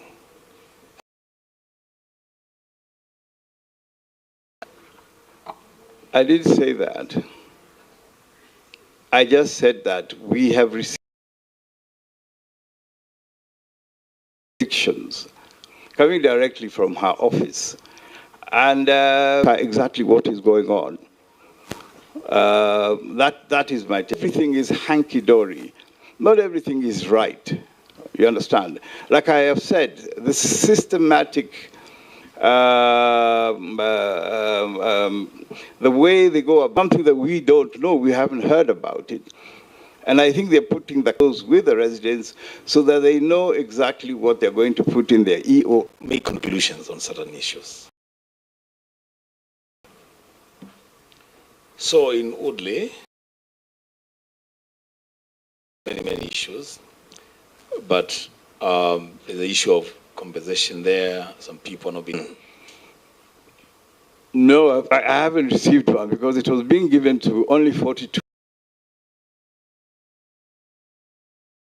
Woodley Green. Who don't even know which houses they are.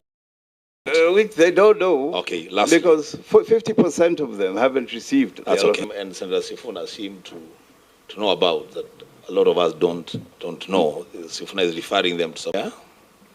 Yeah? That place could perhaps have a hesitation of going for whatever reason. Told them that some of these disputes, for instance, the way we've guided our brothers from Lumumba and the other places, a dispute to do with ownership of land tends to be able to sort out those matters. If a county, you go to court, you'll get an order stopping it. That is the only place I believe I have. I wish I was as powerful as you think I am, that I can go wrong with going to court, because that is where the truth emerges. You state your case, and the county government. Please don't bombard the office of the Senator of Nairobi with matters that are not properly. If there is an issue of cost, you know me. I am more than generous. I can be able to help. think the clarification from him. Maybe the generosity should be just to pay the rent. Ask him about the arrears, including his own. 1,000 or 2,000 and when they don't pay, their door is removed, their roof is removed. The services you're saying you need, you want water, house, what do we do? And maybe you can also advise us when people talk about wrong entries of rent, where people know themselves, and it's not one person, not two people. So let's. Senator Sige, wait a minute. Just switch off your mic, Sam. I'm going to get back to you. Sure. Governor to give all of his submission at one go, but since he has submitted something now, can he to continue while we are in the dark on this side? If he has specific cases of the 1.2 million in arrears or 2 million. I'll give you time, Sam. This is not hanging out. This Senate is having a properly constituted meeting where, as we started this meeting, I told you, we want to make closures on some things. And you see, after everybody representing an estate has talked or presented an issue, you see I've tried to concretize what is it that you want, even where you cannot be able to clearly state that. So, Governor, I don't want you and Sam to have some issues that you're setting there aside that are very substantive that we don't know about. So please... of course, there are many issues between a tenant and a landlord. Yeah, but the ones that have been raised here, because what I'm getting from Sam, because I wanted to go to closures, Sam, what I'm getting from you, number one, unlike Lumumba, Ofafa, and Maringo, what I'm getting, and I might be getting it wrongly, does not have a substantive project with the conception of the project. Number two, Woodley has gone to the extent of accepting the fact that this project will continue, public participation not being done properly. But even the most sensitive one that I've gotten is that there is, in Woodley, some people have already received it, which I don't know from the governors or that allocation of compensation. And I'm just pointing those issues. Sort of we deal with those 22. Where is this money coming from? And how do you do dignified estate? Thank you very much, Chair. My question is very specific and it goes to North Lake Buxton Estate. Then, this is a development drawing. And my question would be, there is something that are identified for the 40, and also the completion period of that project, if it is in the contract, and if he has a copy of that contract. That includes those three items. Concrete evidence of. Because I think what they were doing is that they were dealing directly with each individual tenant and were not given to the rest of us to peruse and see. So that in terms of knowing exactly what was, we who are outside that 42 is very scanty.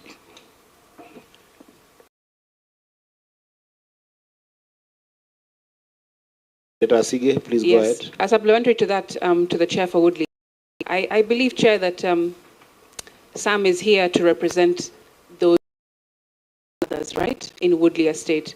So would it be in order to request him to get that information?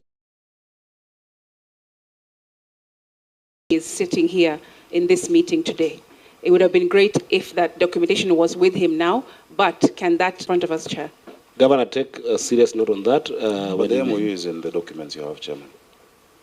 For the sake of the question that was asked by Senator Sige. Okay. For me, from where I see that, Governor, your officers are unavailable or people in the estates and our voters, whenever they raise issues, meet with Lydia Mathia and Mbogo there.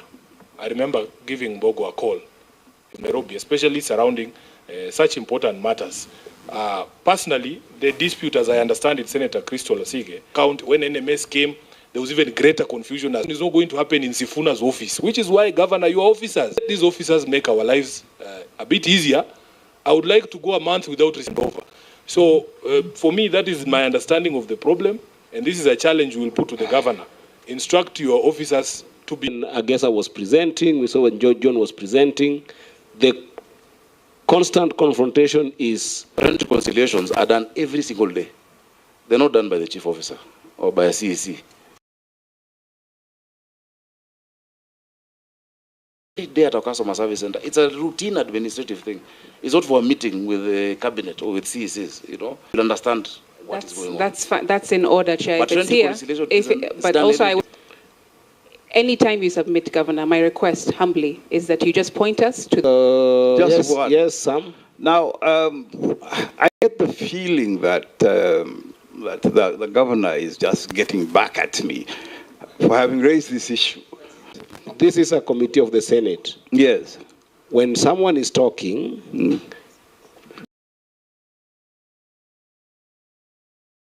because okay, right, you have got that right, please don't exchange. But he's so please go ahead.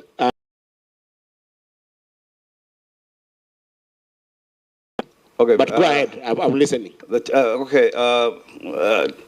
Chair. This up. I thought I'd have the list, the governors here, but it's turned out anyway. Anyway, our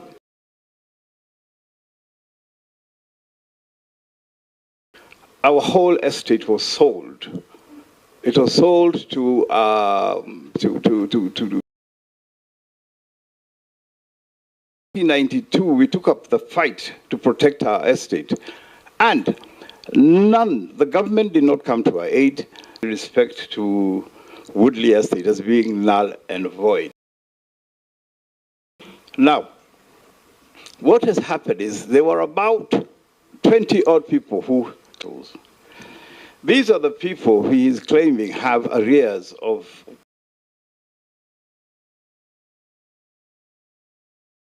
years. And now to come out and tell that person, pay that 4 million now or else I kick you, who accumulated because they thought they had bought the houses, they thought they owned the houses. And they was, as the leaders of the community, to ask some dialogue with the county.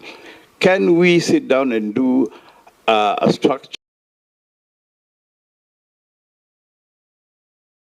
we could pay? Because where is somebody today going to get 4 million shillings from? To the governor and his people to sit down so that we can come up. I don't think anybody has refused to pay. The next thing is that there were issues that we had to deposit money in court, right? Like I personally I've had deposited 700 cents me. I would like that. I'd like that reconciliation done so I know how much I need to. And this rent waiver was gazetted. After its gazettement, the county then took it, understand? Now, when we approached the county... Point of order, Chair. To the county and reconcile those issues, because we cannot do anything now for him here. I think that's the best thing to do. Well, I actually think there's an emerging complexity here that is very important, and I think Senator Sifuna spoke to it. The issue of reconciliation is a very serious one. Chair, you can direct both parties to sit. Just a moment. Just a moment. It's because you are seeing a number of reasons that are coming out with people not paying this. People must be given houses. So there will be questions even of county government do with people who owe you 4 million. And then those houses, do they qualify for those houses? Note of that issue of reconciliation as a substantive issue of the Senate that must be. So Sam, I want to cut you there so that I can have the last. Can I just